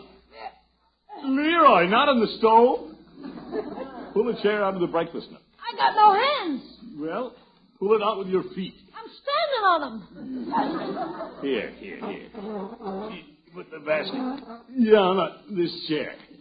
Yeah, I'll put mine over here. Okay. Uh-oh. He's clouding up again. Yours is just lying there. Why do I always get the one that hollers? Well, do something to amuse him. I'm getting the bottles ready. What do I do? Go kitchy coo at it. Kitchy coo? Sure. Babies like that. No, I can't do that. Go ahead. I can't. You do it, Art. Leroy, I have to get the milk out of the refrigerator and put it on the stove. What you cooking it for? I'm not cooking it. You have to warm milk for babies. No kidding. Yeah, dinner's coming, kiddies. Look at that little face. Watching every move I make. He doesn't trust you. He does, too. He knows his friends, don't you? Sure. Milk's getting hot. Better put it in the bottles. Gee, that looks good. Can I have some? Leroy, this is for babies. Okay. Yeah, there we are. Yeah, 2 bottles. You feed that one, and I'll feed this one. Boy, this is keen. We know how to take care of kids, don't we, Unc? Sure. Here you are, you little bear, you. Put it in your mouth. Oop. What's the matter? Hey, mine's howling too. What's wrong, Unc? Maybe the milk's too hot. You think so? Don't taste it. How am I going to tell? Shake some out in the back of your hand. Like this. Oop. You're all over my trousers. I shook some out. It isn't hot. Well, something's wrong. What are you doing to that baby? I'm not doing anything. What are you doing? What's the matter with him, Unc? Oh, how should I know? Come on, baby. Come on. Nice milk. Whole bottle. See? Oh, my goodness. What do we do now, Unc? Oh, brother. Put him back in the basket. Keep an eye on him, Leroy. I'm going to call Peavy. Unc, don't leave me alone with him. Stop shouting, Leroy. Yep. Better close the door. Yeah. Good old Peavy. You'll be able to help me. Sure. Peavy's Pharmacy. Well, Peavy, this is Gildersleeve. Hello, Mr. Gildersleeve. What can I do for you this evening? Peavy, I need some advice, quick. I'm taking care of Marjorie's twins, and they're raising the roof. What'll I do? Well, I don't know much about babies, Mr. Gildersleeve. Mrs. Peavy and I never had any of our own. Well, I know that, but you're a pharmacist, Peavy. What do you give babies when they cry? Well, what do they want? Yeah, I know what they want. They're just yelling. Have you tried milk? Yes, I've tried milk. They cry all the louder. Well, how about this little pig went to market? Babies like that. What are you talking about, Peavy? You know, this little pig went to market. This little pig stayed home. It's a game. You play it with their toes. I haven't time to play games with their toes. Well, there's always patty cake. Patty cake? You play that with their hands. Peavy, you get some of the silliest ideas. Yeah, well, I'm not trying to take care of 2 babies. Hurry up, Unc! Oh, my goodness. Can't you suggest anything, Peavy? Mr. Gildersleeve, this is a drugstore, not a day nursery. Fine, drugstore. Peavy, you're no more a druggist than I am. Well, I wouldn't say that. See you later, Peavy. Fine thing. Marjorie and Bronco walk out and leave me with the babies. Run off to the movies. Irresponsible kids. Leave me with no instructions. 2 babies on my hands. Say, they're quiet. Maybe they're going to sleep again. Leroy. Quiet, Unc. They're dozing. Oh, saved by a miracle. If Marjorie and Bronco came home and found the babies crying, I'd never live it down. Oops, darn doorbell. Oh, both awake again. Who's at that confounded door? Good evening, Gilda. Judge Hook. Well, your happy home seems to be ringing with the voices of little children. Yeah, I ought to wring something right off your head, you old goat. What's wrong, Gilda? Come in the house, Judge. Just had the babies asleep, and you had to lean on that doorbell. Oh, I'm so sorry, Gilda. They seem to be quiet now. Say, they are. Don't breathe. Where are they, Gildy? In the kitchen. Come on. Don't make a sound. You're making all the noise. Be quiet, Judge. Oh, there they are. Just as quiet as they can be. They'll make a sound. Anybody. I'm Bush. You're right. Hush. You see, Gildy, the little darlings knew I was coming, and they're on their good behavior. Yes. Yeah, look out, Judge. Don't lean against that cupboard door. Your pan's in there. What's that? Yes, Judge. Yes. Judge, now you've done it. Holy cow, I'm going out for a walk. You stay here. We'll have no rats leaving this sinking ship. They're hurting my ears. Give them a bottle, Gildy. Judge, I tried to give him a bottle. I got milk all over me. Oh, my goodness, back door. Here comes Bronco and Marjorie. Well, I think I'll go out the front door. You stay here. Well, evening, everybody. Oh, it's Bertie. Oh, am I glad to see you. What's the matter with the little darling? They've been crying long? Shall we tell her? Yeah, there's something seriously wrong, Bertie. I've done everything right. Got the milk out of the refrigerator, warmed it, put it in the bottles, but they won't take it. Is this the milk you gave them? That's it. No wonder they didn't want it. That's buttermilk. Yeah, but they would eat buttermilk. Oh, brother. Never mind. What are we going to do, Bertie? What are we going to do? We have to get them quiet before Bronco and Marjorie come home. Well, let me take them, Mr. Gildersleeve.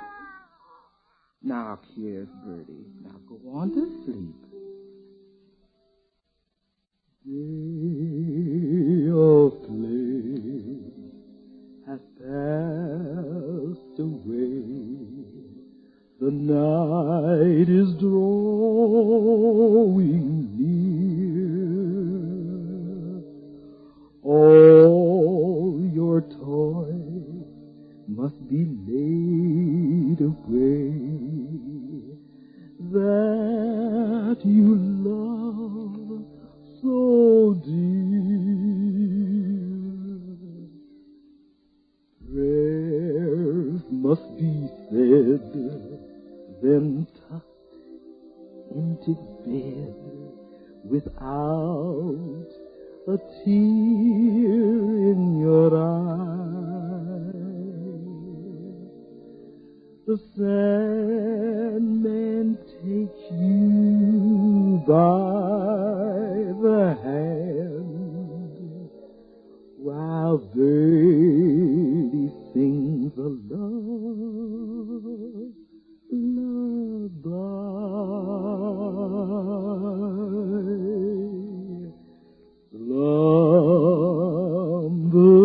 Slumbering time has come. Close your tired, weary eyes while you are sleeping, my little one. Angels will guide you until the dawn.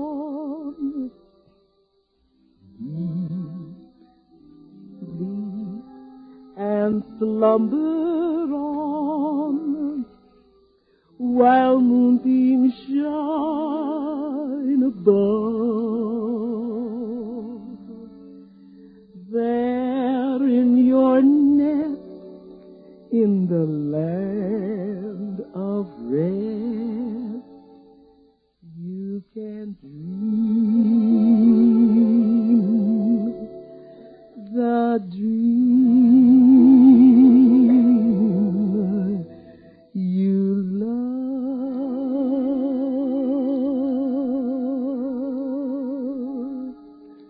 Good night, darling. They're asleep. Bless you, Bertie.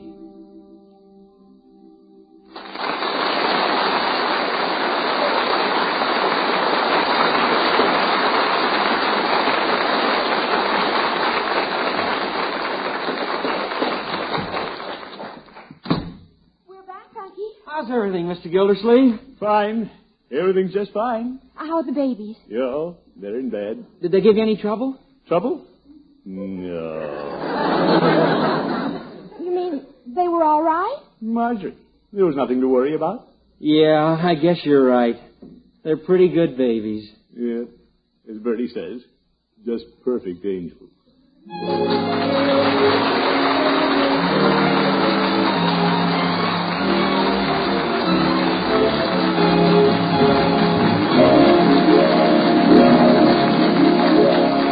Great Gildersleeve will be right back. Now, here they are, the first week's winners in Parquet Margarine's $83,500 Name the Twins contest. For entries postmarked before midnight, March 17th, glamorous new Ford Victorias go to Mrs. Sanders Harris, Fort Valley, Georgia, who is also a bonus winner. E.H. Davis, Rockford, Illinois. Mrs. Ray Pease, Atkinson, Nebraska. Mrs. Violet McElveen, Houston, Texas. Winners of other prizes will be notified by mail. You have until midnight this Saturday to get in your entries in the third week's Parquet Margarine contest. Your entry must include your names for the twins, your own and your grocer's name and address, and the red end flap from a package of Parquet Margarine. 2 red end flaps if you want to try for a $500 bonus as well as a first prize. Send entries to Parquet Margarine, Box 6799, Chicago 77, Illinois. Hurry! Your names for the twins may win you a brand new Ford Victoria.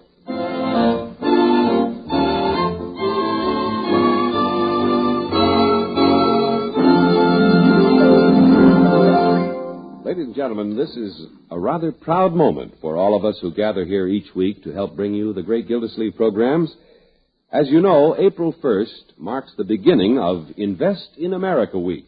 And tonight, we are honored to have as our guest the chairman of the Invest in America Week Executive Committee, Mr. W.G. Paul. Thank you. On behalf of the Invest in America Week movement, I am happy to make this presentation.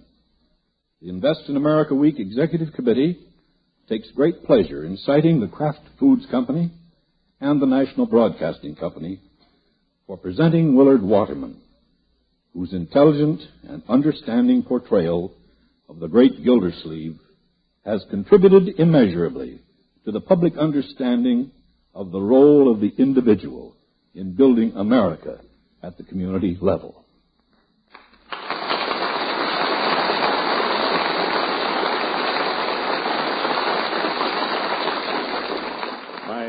Most sincere thanks to you, Mr. Paul, and to all your committee. I speak for all the Gildersleeve family. What a fine fellow. Good night, folks.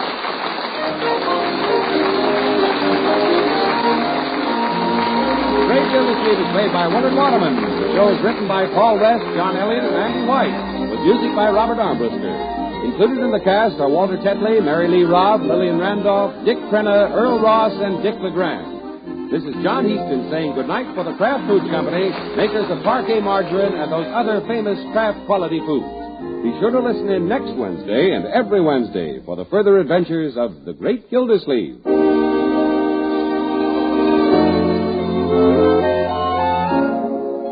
What's the difference between a sandwich that's really super and one that's merely good? Here's the answer. Kraft's Prepared Mustard. For when you add a little mustard to cold meats or cheese, you add a lot of tang.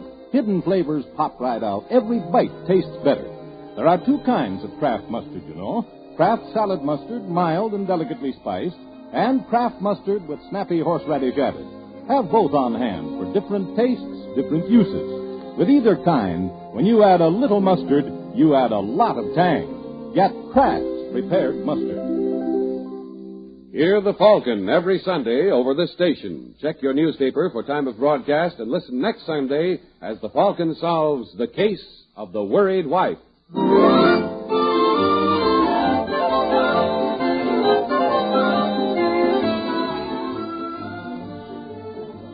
Listen for Irrepressible Groucho Marx on NBC.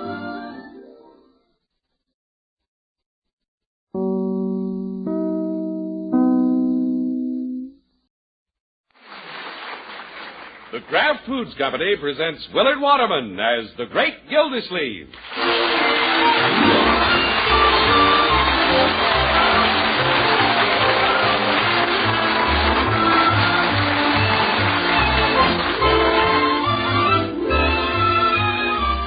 The Great Gildersleeve Gildersleeve is brought to you by the Kraft Foods Company. In just a moment, the great Gildersleeve.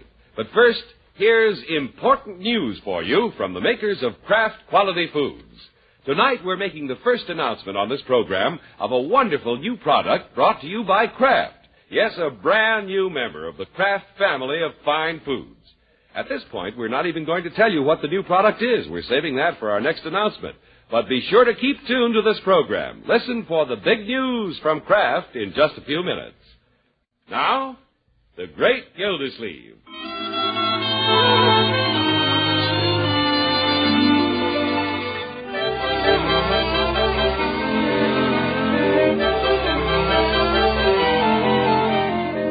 Let's see what's going on in Summerfield. I don't know about the rest of the town, but things are pretty quiet in the water department this afternoon. Our worthy water commissioner has dismissed his secretary for the day, and with feet comfortably propped on his office desk, he's engrossed in the page of the Summerfield Indicator, the society page, no less. Yeah. Orkney Pillhauser nuptials announced. Who cares about that? Bessie Clooney weds Orrin Stack in double ring ceremony. She'll have a ring on him all right in his nose. Well, here it is. Marjorie and Walter J. Thompson to celebrate first wedding anniversary tomorrow. Let's see if they gave the kids a good write-up. Marjorie is the niece of Throckmorton P. Gildersleeve, popular Summerfield water commissioner. What a fine little newspaper. Walter Thompson, known to his friends as Bronco, is the... Anybody in? Oh, come in, Judge. Well, I find the commissioner reading a newspaper. Financial page, no doubt. What are you looking for, Gildy? Watered stock? Someday that old goat's going to lay an egg. What was that, Gildy? Yeah, I said, take off your coat and rest your legs. Well, thank you. Yeah, I was just reading in the Indicator about Marjorie and Bronco. You know, they're celebrating their first wedding anniversary tomorrow. I know, Gildy. That's why I stopped in. I brought a little gift for you to take home to the children. Well, nice. I made it myself. You did? Salt and pepper shakers. I read in a magazine how to make them out of 2 spools. Well, that's very thoughtful of you. Marjorie and Bronco will appreciate it. Just imagine. They've been married a whole year. How time flies. Yeah. Seems only yesterday I was driving Marjorie to the church. And what a happy marriage it has been. Over the turbulent sea of matrimony, their little ship has sailed steady and true. Judge. Undaunted by wind and wave. Judge. Guided always toward the rainbow by the shining light of the love in their hearts. Judge, what's the matter? I brought myself to tears. Oh, my goodness. Of course Marjorie and Bronco are happy, Judge. They've done very well in their first year of married life. Indeed they have. And I'll tell you why they've gotten along so well. I can take some of the credit for that myself. Oh? You bet. They've been happy simply because I never meddle in their affairs. They live in my house, but I let them live their own lives. I never tell them what to do. You're very wise, Gildy. Well, so are you, Judge. My policy with Marjorie and Bronco is strictly hands-off. I mind my own business. Yes, sir. A most commendable attitude. 4:00. Excuse me, Judge. I've got to get home. What's your hurry, Gildy? Yeah, I've got to help Bronco and Marjorie with their plans for tomorrow. First anniversary. I thought you didn't meddle in their affairs. Well, this isn't meddling. It's helping. They've never had a wedding anniversary before. Have you? Never mind.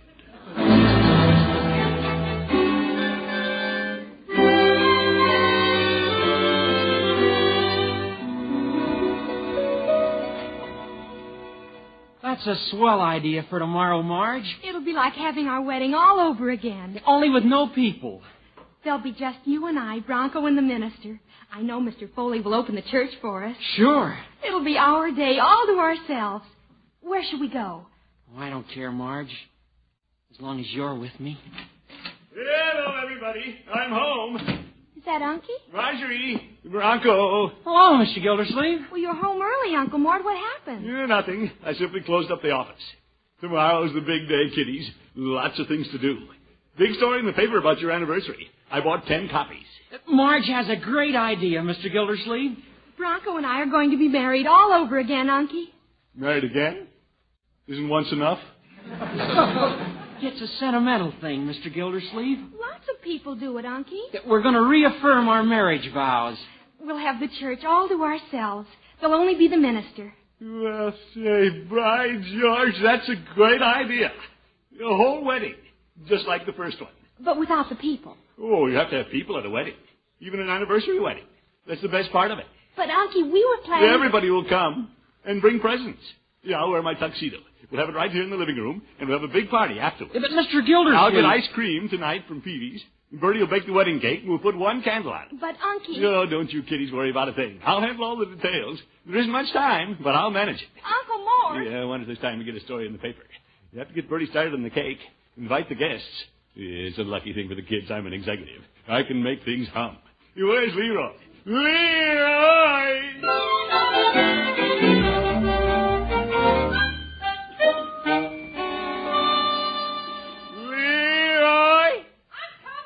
Well, hurry up. I've been looking all over the neighborhood for you. What happened? What's the rush? Yeah, we got a lot of things to do, and you've got to help. Marjorie and Bronco's anniversary tomorrow. Oh, for corn's sake. They've been married 1 year. Big deal. Well, this is a big deal. We're going to have a wedding at the house. Who's getting married? Marjorie and Bronco. Again? Holy cow, is that the way marriage is? You have to renew it every year like a magazine subscription? Leroy, this is a sentimental thing. It's a beautiful idea. They're going through the ceremony again to reaffirm their vows. To who their what? Never mind. Get a move on. We have very little time. This is the daffiest idea I ever heard of. What do I have to do? Yeah, first of all, I want you to run down to the cleaners with my tuxedo. Have it steamed and pressed. And on the way back, stop in at your piano teacher's. Tell her instead of giving you a lesson tomorrow, we'd like to have her play the wedding march. And then get to Floyd's barbershop fast and get a haircut. Have you got that? March the tuxedo, steam the piano teacher, take Floyd to the cleaner.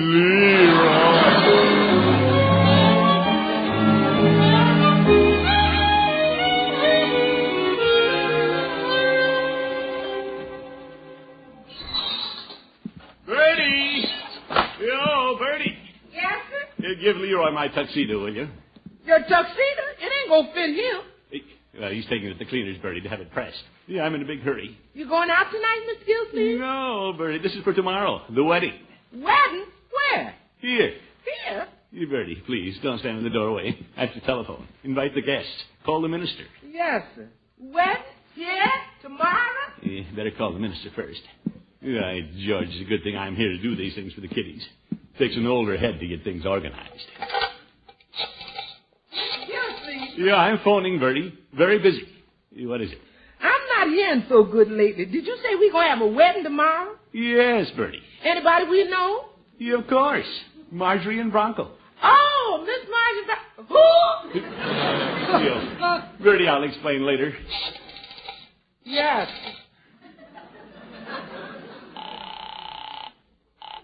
Hello? Reverend Foley? Yes? This is Throckmorton V. Gildersleeve. How are you, Mr. Gildersleeve? Oh, fine. Very well, thank you. Reverend Foley, are you busy tomorrow in the afternoon? About 2 o'clock? No, I don't believe so. Why do you ask, Mr. Gildersleeve? Well, you know my niece, Marjorie, and her husband? Yes, I married them just about a year ago. Yeah, that's right. Well, they have a lovely idea. They'd like to be married again tomorrow on their anniversary to reaffirm their vows. That's a nice thought. I'll be glad to repeat the ceremony. Where is it being held, Mr. Gildersleeve? Unky. Excuse me, Reverend. What is it, Marjorie? You mustn't do all this, Uncle Mort. You know what I want to, my dear. Just leave everything to me. I know, but... Hello, Reverend Foley. This is Gildersleeve again. Yes? Thank you for offering your services. The ceremony will be here at my house, 2 o'clock tomorrow afternoon. I'll be there. Fine. Goodbye, Reverend. Goodbye. Well, I got the wheels turning now. Really, Uncle Mort, Bronco and I had planned... Well, now you don't have to plan. I've taken over all the arrangements. I have broad shoulders. Yes, but... It's nothing. Happy to do it. After all, I'm your uncle. It's the least I can do on your first wedding anniversary. Oh, the twins are waking up. I'll get them, Miss Marjorie. Never mind, Bertie. I'll take care of them. Oh, there now, little darling. It's all right. Let's see. Let me see. I have to make out a list of the guests. I don't know. Mr. Mr. Gillsleeve. Yeah, what is it, Bertie? I could have sworn you said Miss Margie and Mr. Bronco were going to get married tomorrow. Well, that's exactly what I said, Bertie. It's their first anniversary. They're going through the ceremony again, just for sentimental reasons. Oh, well, that's the nicest thing I ever heard. It's partly my idea. Yeah, I'm making all the arrangements. We going to the church just like before? No, it's going to be here at the house. There'll be guests and a minister, the wedding march, the whole thing. Land alive. And we'll need a wedding cake and extra plates and more chairs. Oh, you leave it to Bertie. I'll take care of everything. We're going to have a wedding right here now. Oh, boy, we're going to have a wedding. Good old Bertie. She'll go all out. Oop. Leroy, haven't you gone yet? You must have spilled soup on your tuxedo skirt. It's all stiff. Well, that's the way it's supposed to be. Leave that shirt alone. Miss Gillsleeve, you want chocolate cake or angel cake? It's a wedding, Bertie. Angel cake. Don't you want the shirt pressed? No, Leroy, just take the suit. Mr. Gildersleeve. Huh? Oh, Bronco. Yeah, I'm so busy getting things organized for tomorrow, I didn't see you. You want me to pick up the ice cream, Miss Gillsleeve? Yeah, I'll get the ice cream, Bertie. Mr. Gildersleeve. How about your shoes? I'll fit in and shine. You can shine them when you come back. Oh, me? How many people coming to the wedding, Miss Gillsleeve? Oh, 30 or 40.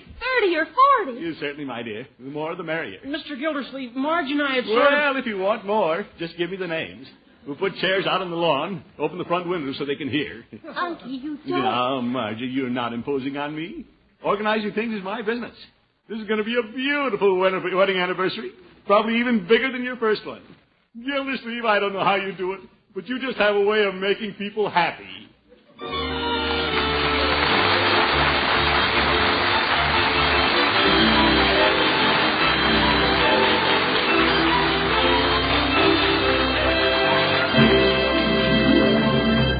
Great Gildersleeve returns in just a moment. And now, here's the news we promised you. Big news from Kraft. It's our first announcement on this program of a wonderful new salad oil, Kraft Salad Oil. The first salad oil ever offered for your home use by the makers of all those wonderful Kraft prepared salad dressings. Now, you know that there are some salad dressings that no one else makes quite like you. You know, too, that many of your prized cooking and baking recipes call for liquid shortening. You also know that for best results, you must use only the best ingredients. And that's why the introduction of Kraft Salad Oil is the most exciting kitchen news in years. For Kraft Salad Oil is more than just a new oil. It's a new kind of oil. It's fresh and pure as summer sunshine, lighter bodied, too. Because Kraft Salad Oil is not just refined, it's superfined. It's produced by a special new superfining process created by Kraft. Because it's lighter bodied, it blends quickly and perfectly with other ingredients in your salad dressings. Adds crusty tenderness to things you fry, heavenly fluffiness and moistness to things you bake. Yes, you'll put new magic into your finest recipes with new superfine Kraft Salad Oil. Try it tomorrow, won't you? Look for the bottle with the beautiful label. Get Kraft Salad Oil at your grocer's.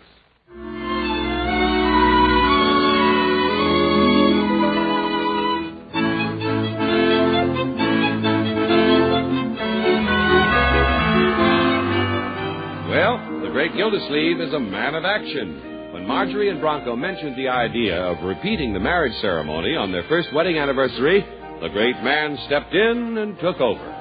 The plan now is for a huge wedding and anniversary party at the Water Commissioner's house tomorrow.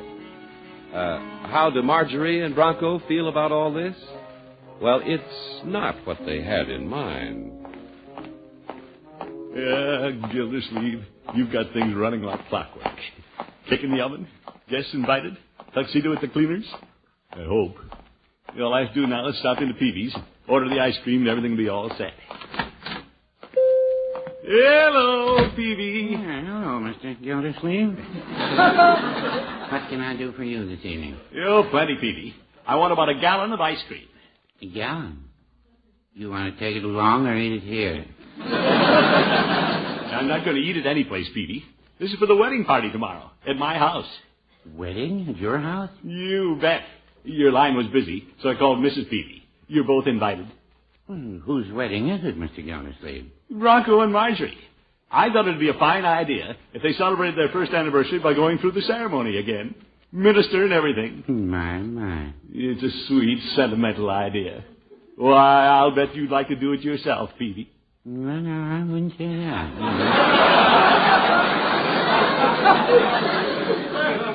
Oh, wait till you see the wedding party tomorrow. A whole house full of people. Cake, wedding march. This is going to be the high point of the social season. And I'm arranging it. Marjorie and Bronco like the idea, do they? Like the idea? Why, of course they do. Naturally, they're holding back a little. Don't want to impose on me. And I can tell you they're both tickled to death that I'm doing it. What made you ask, Petey? Well, most married people kind of like to get away on their anniversary. I know Mrs. Peavy and I do. You do? On our last anniversary, Mrs. Peavy went to Omaha and I went to Kansas City.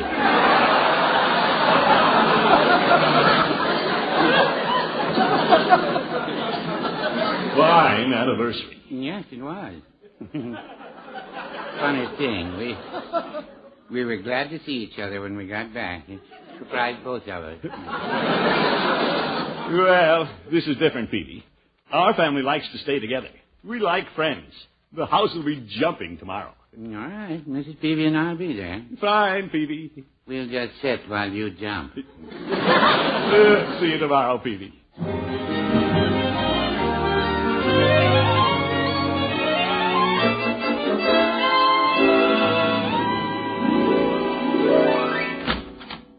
Marjorie! Bronco! It's all set. Everything's arranged. Unky, I want to talk to you. No, my dear. Don't say I shouldn't have done it. This was my idea. Now hold still and let me talk. You haven't let me say a word since you started all this. Well, you know you don't have to thank me. Uncle Mort, Bronco and I appreciate what you're trying to do for our anniversary, and I hate to spoil it all, but we don't want a party. Marjorie, of course you do. No, I don't. Neither does Bronco. We were going to the church, just the two of us, and then have a quiet day all to ourselves. And Marjorie. No, Unky.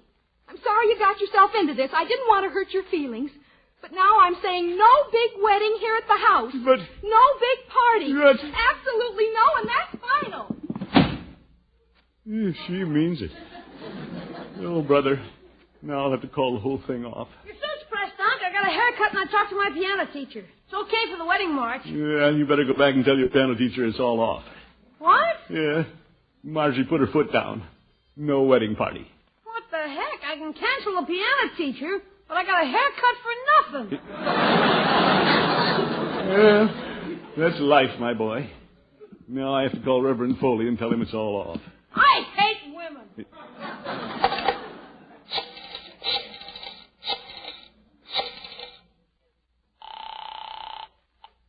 Hello? Reverend Foley? Yes? This is Gildersleeve again. Yes, Mr. Gildersleeve? Bad news, Reverend. Marjorie and Bronco changed their plans. I guess we won't need you tomorrow. Oh, well, I'm sorry. They'll probably stop by the church for the ceremony. They want to be alone. I understand, Mr. Gildersleeve. Thank you. Goodbye, Reverend. Goodbye. Darn kids, anyway. What's the matter, Mr. Gildersleeve? Leroy says you're down here crying. Yeah, I'm not crying. Look, Mr. Gildersleeve, if you've made all these plans, I think we should go through with them. You think we should... What's this? Marge is a little upset, but she'll be all right. You go ahead and plan the ceremony and the party. Well, sure. Bronco, you have a level head on your shoulders. Well, I know Marge, Mr. Gildersleeve. Yeah, of course you do. Leroy! Yes? Don't cancel the piano teacher. The party's on again. Oh, You go up and talk to Marjorie, Bronco. I'll call Reverend Foley. Sure. It's going to be all right. Sure.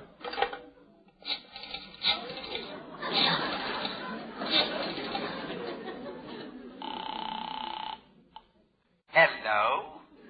Reverend Foley? Yes? Gildersleeve again. Hello, Mr. Gildersleeve. Good news, Reverend Foley. Oh? Yes, the children changed their minds again. The ceremony and wedding party will be here as scheduled, 2 o'clock tomorrow afternoon. Are you sure? Oh, yes. I just got the word. See you tomorrow, Reverend Foley. Very well. Goodbye. What a relief. Good old Bronco. And Marjorie will enjoy it. She likes people. Uncle Mort? Now, Marge, Mr. Gildersleeve was only trying to help. This is our anniversary, Unky. We don't want a big crowd of people. You and Marjorie Bronco said... If your uncle's gone to all this trouble, Marge... Whose side are you on, Bronco? Mine or Uncle Mort's? Oh, boy, it's a battle. You keep out of this. After all, Marge, it won't be so bad. I don't want an anniversary that isn't so bad. We've been planning on this, just you and I. No, Margie, listen. You keep out of it. That's telling them, Marge. Yeah, but Marge... You go on, have your party. As for you, Bronco Thompson, you and the minister can just stand there and wait. I'm not going to marry you. What? Oh, my goodness.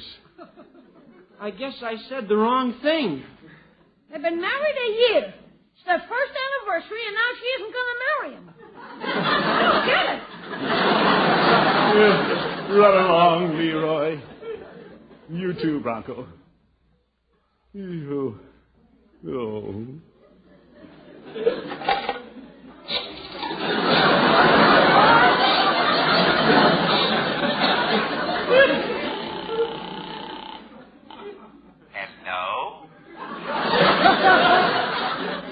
Reverend Foley. Yes? This is Gildersleeve again.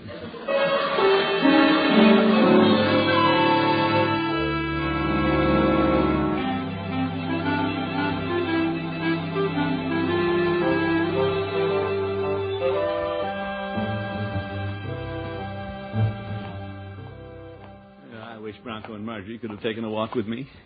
Moon's coming up. They might have smoothed everything over. Well...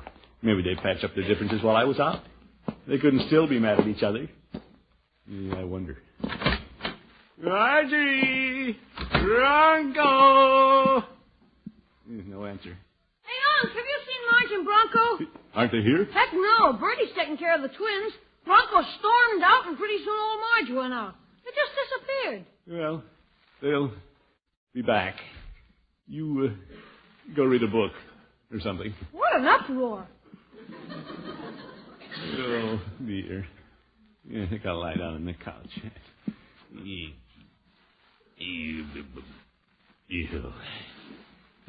Gildersleeve, you're a meddler. You and your big ideas. You've probably broken up their whole marriage. Both gone, not speaking to each other. And the day before their wedding anniversary. Gildersleeve, I hate you. They started out so happily. Just a year ago. I'll never forget. What a beautiful wedding. Wilt thou have this woman for thy wedded wife, to live together after God's ordinance in the holy state of matrimony? Wilt thou love her, comfort her, honor, and keep her in sickness and in health? And forsaking all others, keep thee only unto her, so long as ye both shall live? I will. Marjorie, wilt thou have this man to thy wedded husband, to live together after God's ordinance in the holy state of matrimony? Wilt thou love him, comfort him, honor, and keep him in sickness and in health? And forsaking all others, keep thee only unto him, so long as ye both shall live? I will.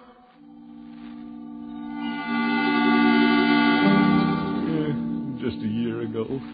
What have I done?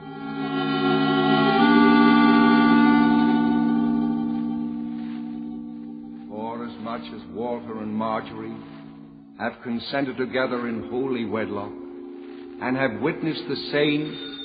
What's that? Telephone in church? Who's ringing that? Yeah, what happened? Yeah, I must have dreamed. You're getting the phone, Bertie. I got it. It's Gilsey's best friend. Dad? Oh, really? Sure, I'll tell it. Happy anniversary. Goodbye. You was that, Bertie? That was Miss Marjorie. Marjorie? Where is she? She and Mr. Bronco are over at Reverend Foley's house. Reverend Foley? They said their love for you and they'll be home tomorrow. Oh, what a relief. Why did they dash out of the house while I was gone? Well, that was the only thing to do, Mr. Gilsleeve, with all the outside help they was getting. You know what they did? You know what, Bertie? They eloped. Eloped? Well, good for them. Oop, they're the twins. Heat the milk. Man the bottles. Oh, what a fine first anniversary.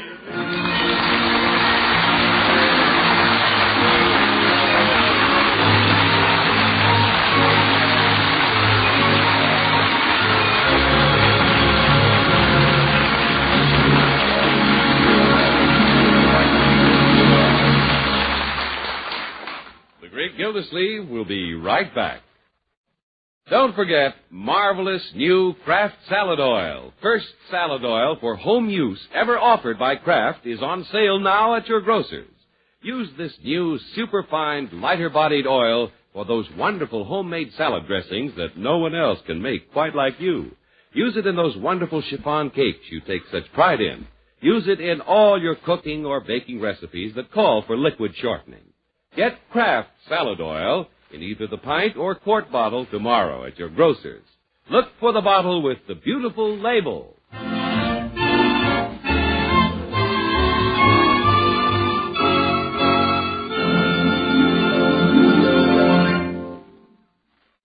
Unc, what happened last night? Nothing, Leroy.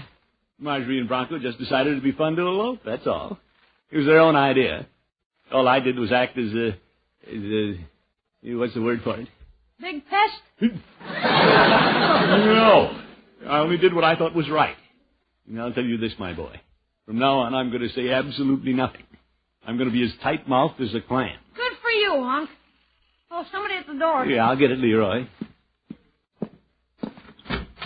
Morning, Gildy. Well, good morning, Judge. I stopped by, Gildy, to wish Marjorie and Bronco a happy first anniversary. Oh, thank you, Judge. The kiddies aren't here. They eloped last night. Eloped? How romantic. Who ever thought of that? Well, in a way, it was my idea. Your idea? Well. Gonna say absolutely nothing. Gonna be tight-lipped as a clam. Big deal. Leroy.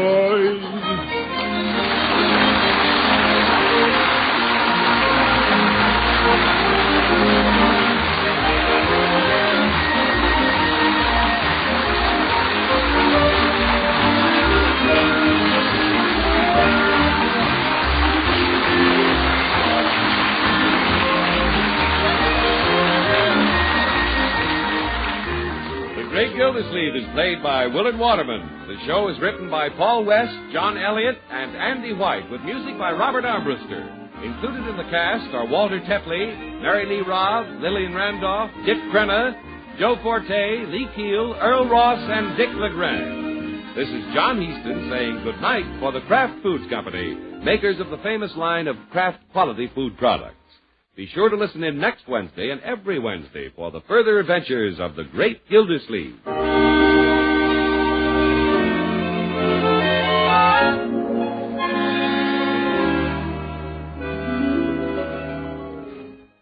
What's the difference between a sandwich that's really super and one that's merely good? Here's the answer: Kraft's Prepared Mustard.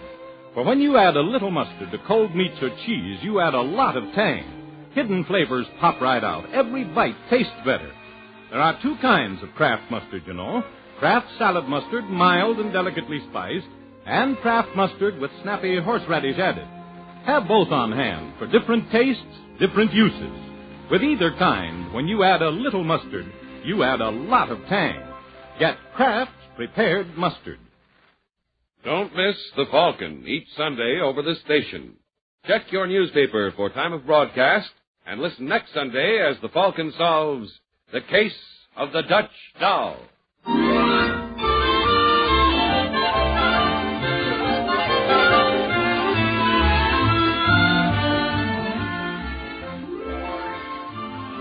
Laugh with Groucho. He's next on NBC.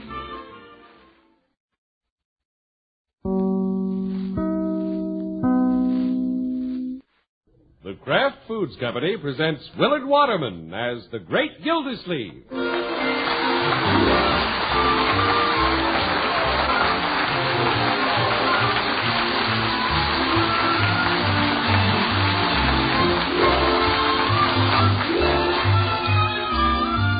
The Great Gildersleeve is brought to you by the Kraft Foods Company. Before we join the great Gildersleeve this evening, we have some exciting news for you from Kraft. It's more news about a new salad oil, Kraft Salad Oil, the first salad oil ever offered for your home use by the makers of all those wonderful Kraft-prepared dressings. Wait till you use this new oil in one of your salad dressings or baking recipes. For Kraft Salad Oil is more than just a new oil. It's a lighter-bodied salad oil that blends perfectly with other ingredients, adds new magic to every recipe it's used in. That's because it's not just refined, it's superfined by Kraft. Tomorrow when you shop, be sure to get a bottle of lighter-bodied, superfined Kraft Salad Oil.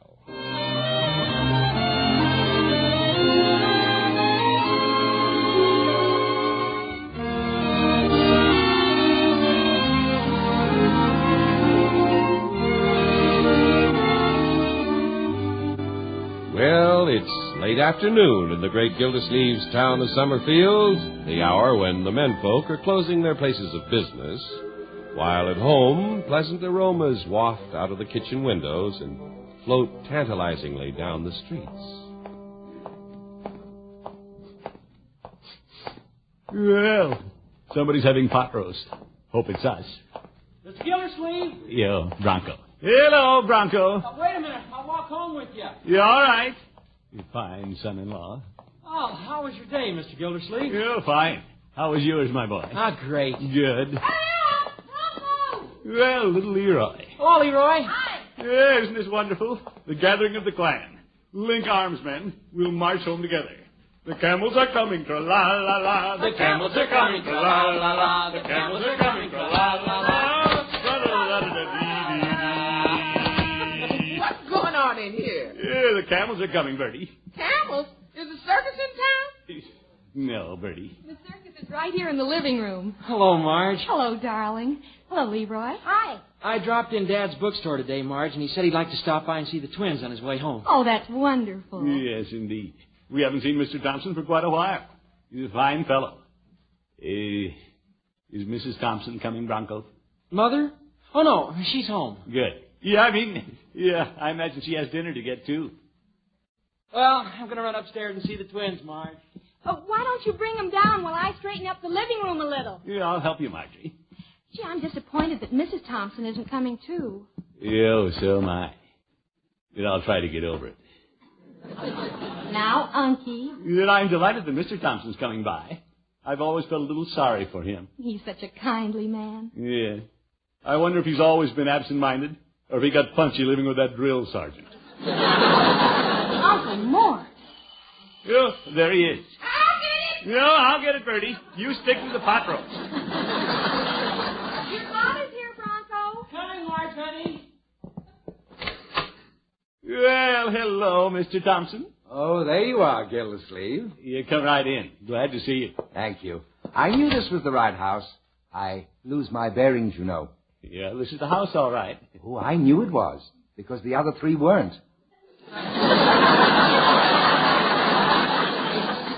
Little late, am I? No, not at all. You remember Marjorie? Oh, yes, my daughter-in-law. She married my son, Bronco. You, brother. His bearings aren't getting any better. How have you been, Marjorie? Hello, Father Thompson. It's nice of you to come by. Well, I haven't been by for some time now. What's going on? Oh, hello, Mr. Thompson. Well, can this be one of the twins? My, how they've grown. Is he kidding? I don't know. Mr. Thompson, this is Leroy. Oh, yes, Leroy. He lives next door. No, Mr. Thompson. He's my twin. Yeah, my nephew. Now he's got me doing it. Oh, here's Bronco with the twins. Hello, Dad. Well, hello, son. Hello, baby. Gildersleeve, these are my grandchildren. Yes, I know, Mr. Thompson. Do you hear that, babies? You're your grandfather's grandchildren. What do you think of that?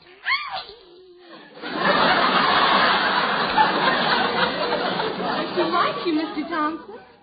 Well, most babies do. Uh-oh. What's the matter with her, Marge? Oh, they're getting hungry. Bring them out in the kitchen, Bronco, and I'll fix their formula. Oh, sure. I'll see you later, girl. All right, Bronco. Hey, I'm hungry, too. What about my formula? Yeah, well, we'll be eating soon, Leroy. Better be soon or I'll have to wash again. Mr. Thompson, how about staying for dinner? We're having pot roast. No thanks, Gildersleeve. I have to get home to dinner. Mrs. Thompson is waiting.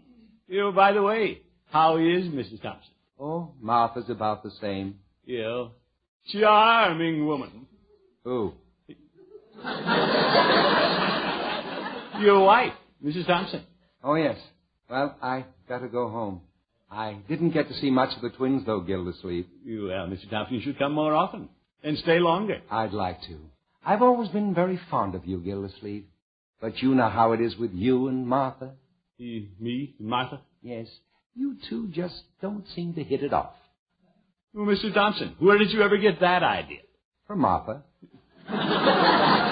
Oh, my goodness. Where did she ever get the idea? Why, I think Mrs. Thompson is I think she's well, as I said a moment ago, a charming woman. Yes, that's what you said. I've always gone out of my way to be cordial to Mrs. Thompson. Just to prove it, why don't you two come over soon? Tomorrow evening? Yes. Spend the evening with us and the twins. Oh, yes. They are my grandchildren, you know. Yeah, that's right. And when you and Mrs. Thompson come, don't just drop in. Stay a while. Let's get acquainted. Gildersleeve, we'll take you up on that. We'll be over. Yeah, good. Excuse me, Mr. Thompson. Telephone? Just tell Martha I'm on my way. Poor fellow.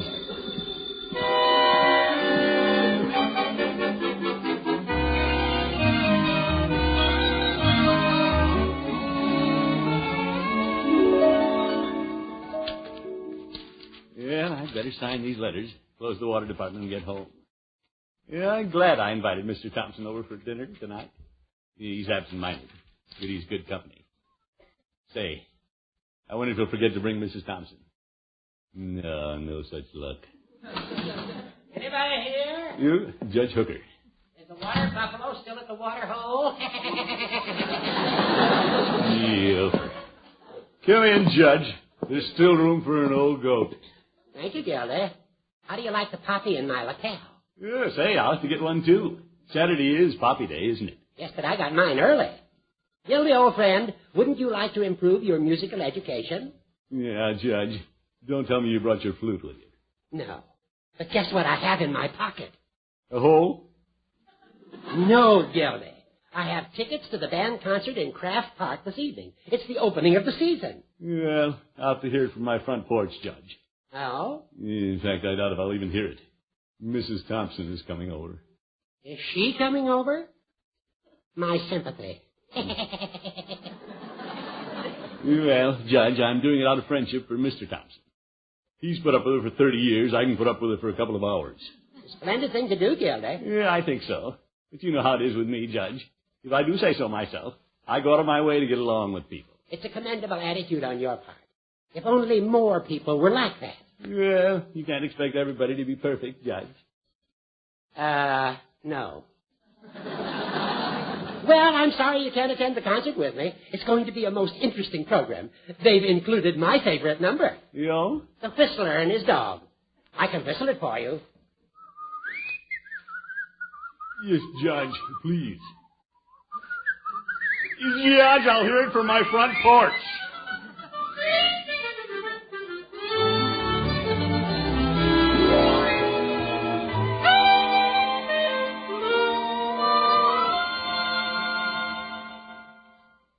Bertie, the parlor looks very nice this evening. Yes, sir. When Miss Thompson comes in with those white gloves and runs her finger along the mantel, she ain't gonna find no dust. Yeah, that's right, Bertie. Let's everybody be on our toes. I just remembered. What's the matter, Marjorie? Well, I better run up and put on that blouse she gave me. The one with the strawberries on it? Yes. Oh, my goodness. Anything special you want out of the kitchen this evening, Miss Gilsey? Well, it would be nice to serve something around 10 o'clock. That's pretty well accepted as a hint to go home. Yes, sir. Would it be too much trouble to make some prune whip, Bertie? Mr. Thompson likes it. Oh, no, sir. That's easy. I just toss it in the mixer. Yeah, good. That and some coffee and cookies should round out the evening. Yes, sir. Yeah, by George, this is painless. I should have done this a long time ago, for Mr. Thompson's sake. Aunt, Yeah, what is it, Leroy? it's Friday night. Can I go to the movies? Leroy, this is the night the Thompsons are coming. I know. Can I go to the movies? Leroy, don't you want to see Mr. and Mrs. Thompson? I've seen them. Yeah. Please, Unc. Let me go see the Batwoman. Well, all right, my boy. Go ahead. Keen. Thanks, Unc. No use punishing the boy. It's very nice of you to entertain Bronco's parents this evening. Bronco appreciates it, too. He knows his mother's a little difficult at times. No, Marjorie, I'm not really doing anything big. It'll all be over in an hour or two. Besides, it won't be bad with Mr. Thompson here. He's a dear. Oh, here they are. I'll get it! Yes. Never mind, Bertie, I'll get it. We're here, Gildersleeve. Well, Mr. Thompson and Mrs. Thompson. Good evening, Mr. Gildersleeve. Come in. Come in. It's so long since you've been over here. Hasn't it? Yeah, well, it's been entirely too long. My fault. Hello, Mother Thompson. Marjorie, my dear. I see you're wearing the blouse I gave you. Yes, I am. Well, still looks new. Apparently you don't wear it often. Well... Yeah, it's a little early for strawberries, you know. Shall we step into the parlor so I can close the door? Oh, I forgot, Gildersleeve. I left Martha's suitcase on the stoop. Yeah, well, bring you Martha's suitcase. Edward conveyed your invitation to come and stay a while, Mr. Gildersleeve. You stay a while? Suitcase? You? Yes. Come in, Mr. Thompson. Oh, I can't stay, Gildersleeve. In fact, I left the motor running. You did? Yes. I have to be out of town until tomorrow night. So Martha's accepting your invitation for us. What? Yeah, I mean, wonderful. Great. Isn't it? I'll bring Martha's suitcase in. Edward, let Mr. Gildersleeve carry it. He's big. Oh, yes. Yeah, I'm big. Big stoop. You have a notion to carry it out the back way and keep running.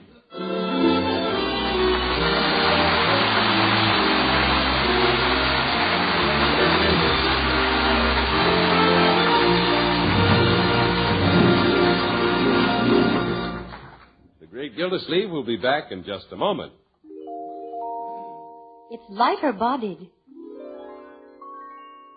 It's superfine. It's Kraft Salad Oil, the first salad oil ever offered for home use by the makers of all those wonderful Kraft prepared salad dressings. Yes, you women who pride yourselves on your own special homemade salad dressings now have something new and wonderful to work with. Now, you know in advance that any salad oil offered to you by Kraft is bound to be good. But Kraft Salad Oil is more than just a good oil. It's a new kind of oil. A lighter-bodied oil made to blend perfectly with other ingredients. That's because Kraft Salad Oil is not just refined, it's superfined by a special process created by Kraft. You'll find Kraft Salad Oil not only wonderful for your homemade salad dressings, but also for those grand chiffon cakes you bake. In fact, for every recipe you have that requires liquid shortening.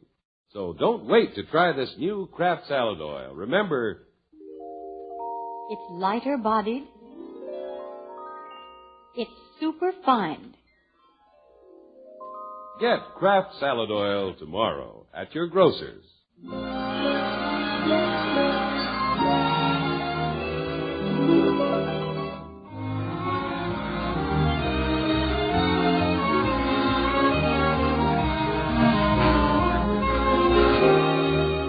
Well, let's get back to the great Gildersleeve. When he invited Marjorie's in-laws, the Thompsons, to come over and stay a while, he didn't expect Mrs. Thompson to bring her suitcase. But the water commissioner is inclined to look on the bright side, especially early in the morning. Yeah, well, she'll only be here until this evening, when Mr. Thompson gets back to town. He's already been here a whole night, and we hardly knew it. Of course, we were all asleep. Good morning, Miss Gildersleeve. Yeah, good morning, Bertie. Breakfast coming up. Great.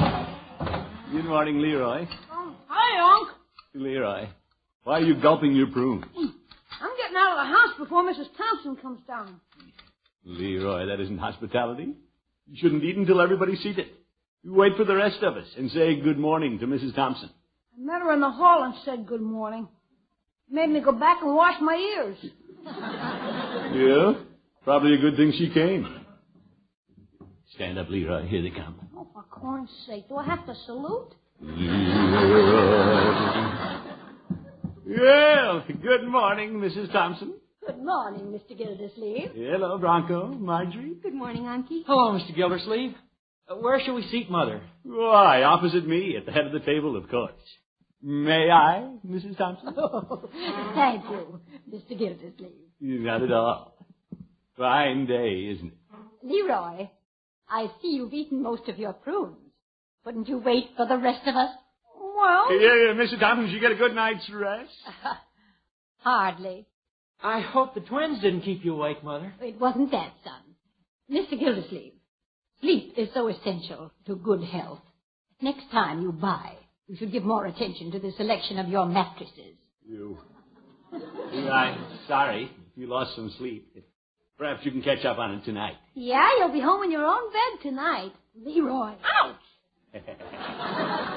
Yeah, playful children. We always have a lot of fun at the breakfast table, Mrs. Thompson. Really? The breakfast table seems such a strange place to have fun. Yeah, well. Here comes the breakfast. Good morning, Miss Thompson. Good morning, Bertie. Sorry I'm a little late, but I took special things with the breakfast this morning.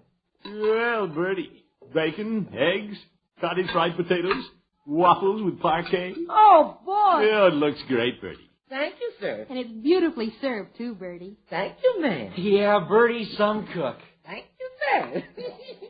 Bertie. Yes, Miss Thompson? Don't you think your eggs would be fluffier if you beat in some cream? Yes, sir. And I stuck a fork in your waffles. I saw you.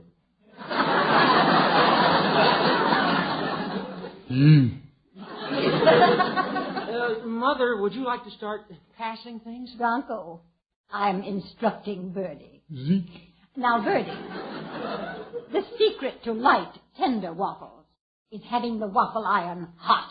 Yes, sir. Excuse me, I got to go get the hot coffee.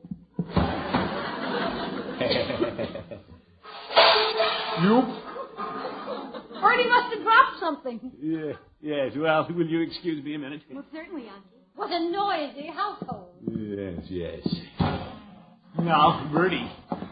Yes, sir. Yeah, I know Mrs. Thompson isn't the easiest person to get along with. But we'll try, won't we? The little family thinks your cooking is wonderful. You know that, don't you? Now, I'll help you pick up the pans and the silverware. Yeah, I know Mrs. Thompson's a little critical. She likes to tell us how to run things. Yes, sir. But we can put up with it for today. She'll be gone tonight. Yes, sir. Hey, Aunt, the kid delivered a telegram. The telegram? Here, take these, Bertie. Yeah, let's see it, Leroy. Well, it's from Mr. Thompson. Mr. Thompson? Yeah, what did he say, Aunt? You won't be able to pick up Mrs. Thompson until tomorrow night. Bertie!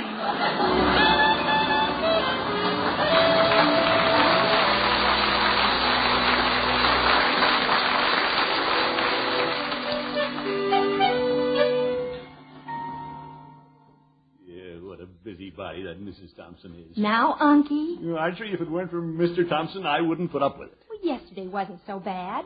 After that breakfast episode. Well, that's because nearly everybody got out of the house. It's the first Saturday afternoon I've spent at the office this year. Mother Thompson is a dear woman. I'm sure she's just trying to help us all. Well... You're just sensitive, Unky. She hasn't once ruffled me. Marge, honey, the twins are awake. All right, Bronco. I guess they're hungry. Yeah. Listen to that yell. Fine, healthy babies. Marjorie, did I hear you say the babies are hungry? Yes, Mother Thompson. I'll feed them right away. Oh, good heavens. Surely you don't feed them every time they're hungry. Well, yes, that's demand feeding. I know, and I heartily disapprove. Oh? Yeah, Mrs. Thompson, up to now, Marjorie's been very successful with the twins. Mr. Gildersleeve, are you implying that I know nothing about babies? Oh, no. Look at my son, Bronco. He was a schedule baby. Yeah, either way, yeah.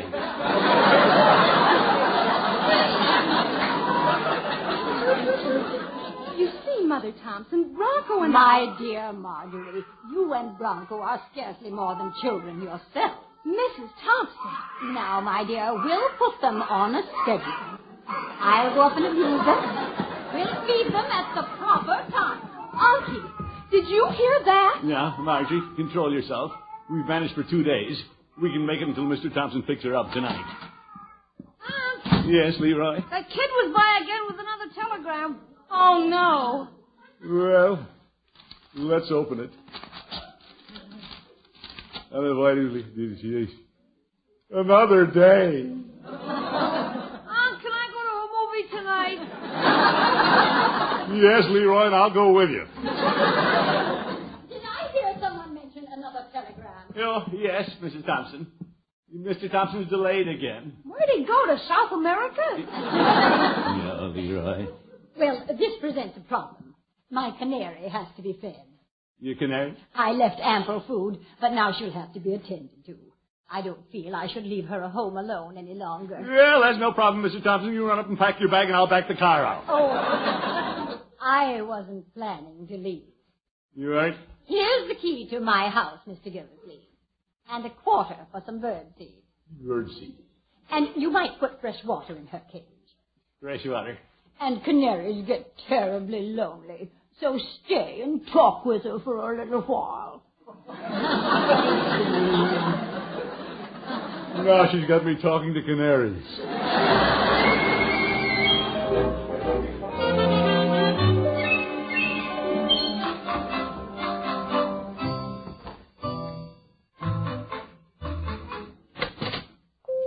Hello, Peavy.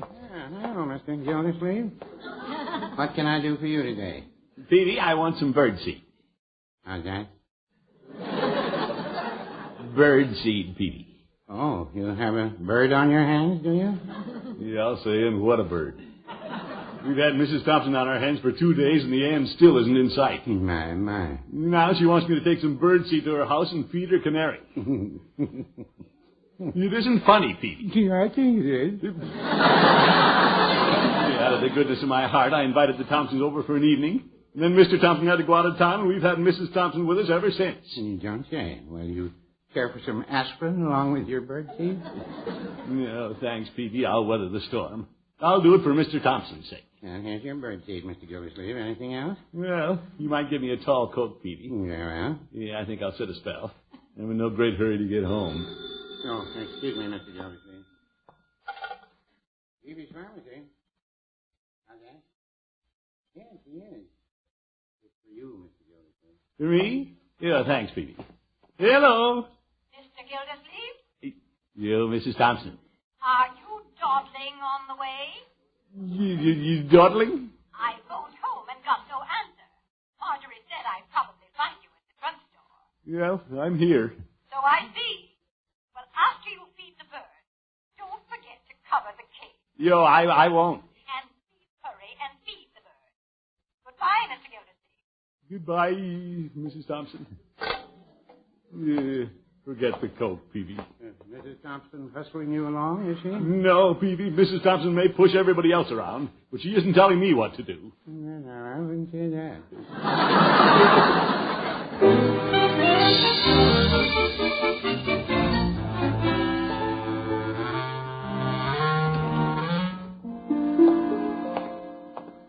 Yes, that Mrs. Thompson. Wouldn't even give me the key to the front door. Have to go through the kitchen. You? The empty milk bottles. Yeah, I wouldn't put up with this for 1 minute if it wasn't for Mr. Thompson. He's so thoughtful and considerate. Hey, look at the dishes in the sink. You'd think she'd do those and put them away before she left.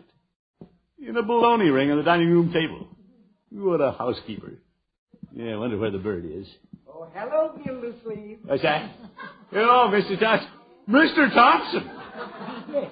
You remember me, Gildersleeve? I thought you were out of town.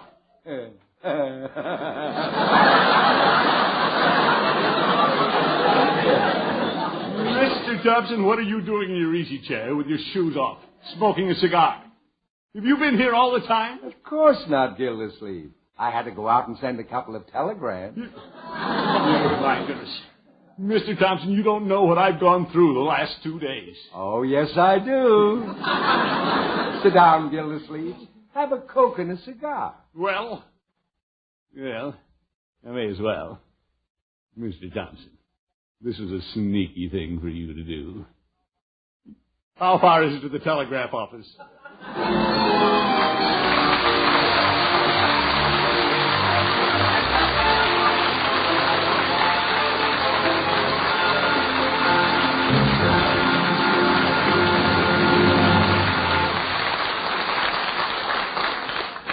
The Great Gildersleeve will be right back. When you shop tomorrow, be sure to pick up a pint or quart bottle of Kraft salad oil. It's the wonderful new oil for your homemade salad dressings, your cooking, your baking. The first salad oil ever offered for your home use by Kraft. Remember, it's lighter-bodied because it's super fine. Lighter-bodied to blend perfectly with other ingredients. Don't wait to try Kraft salad oil. It's lighter-bodied. It's super fine.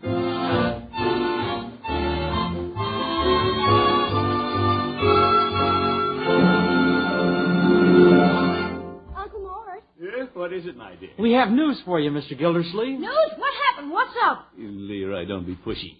This doesn't concern you. Yes, it does, Unky. This is for everybody. Oh?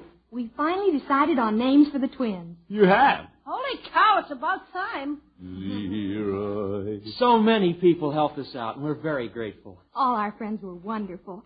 And here are the names we selected, Unky. Rhonda Lynn and Rhonda Linda. Rhonda Lynn and Rhonda Linda. Hey, not bad. Why, George, I couldn't have thought of better names myself. You say, let's see how the twins like them. Oh, Ronnie. Linda. How do you like that? They're talking about their names already. What if they called you Leroy? Never mind. They're beautiful names. Thanks to all of you for helping out. You're real friends. Good night, everybody.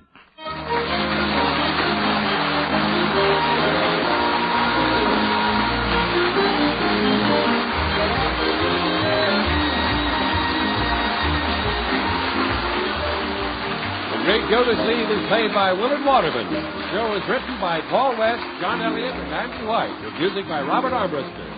Included in the cast are Walter Tetley, Mary Lee Robb, Lillian Randolph, Dick Crenna, Jeanette Nolan, Joe Forte, Lee Keel, Earl Ross, and Dick LeGrand. This is John Heaston saying goodnight for the Kraft Foods Company, makers of the famous line of Kraft quality food products. Be sure to listen in next Wednesday and every Wednesday for the further adventures of the Great Gildersleeve.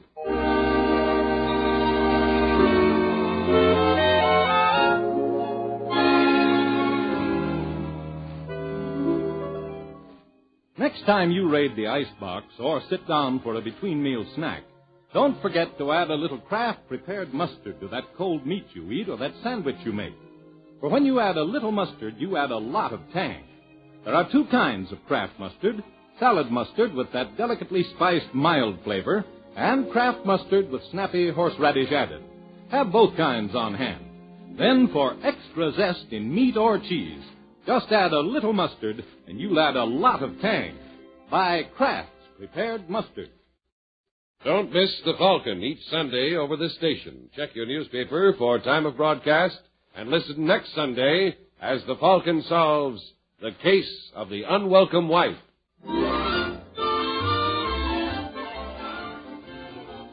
Laugh with Groucho Marx. He's next on NBC.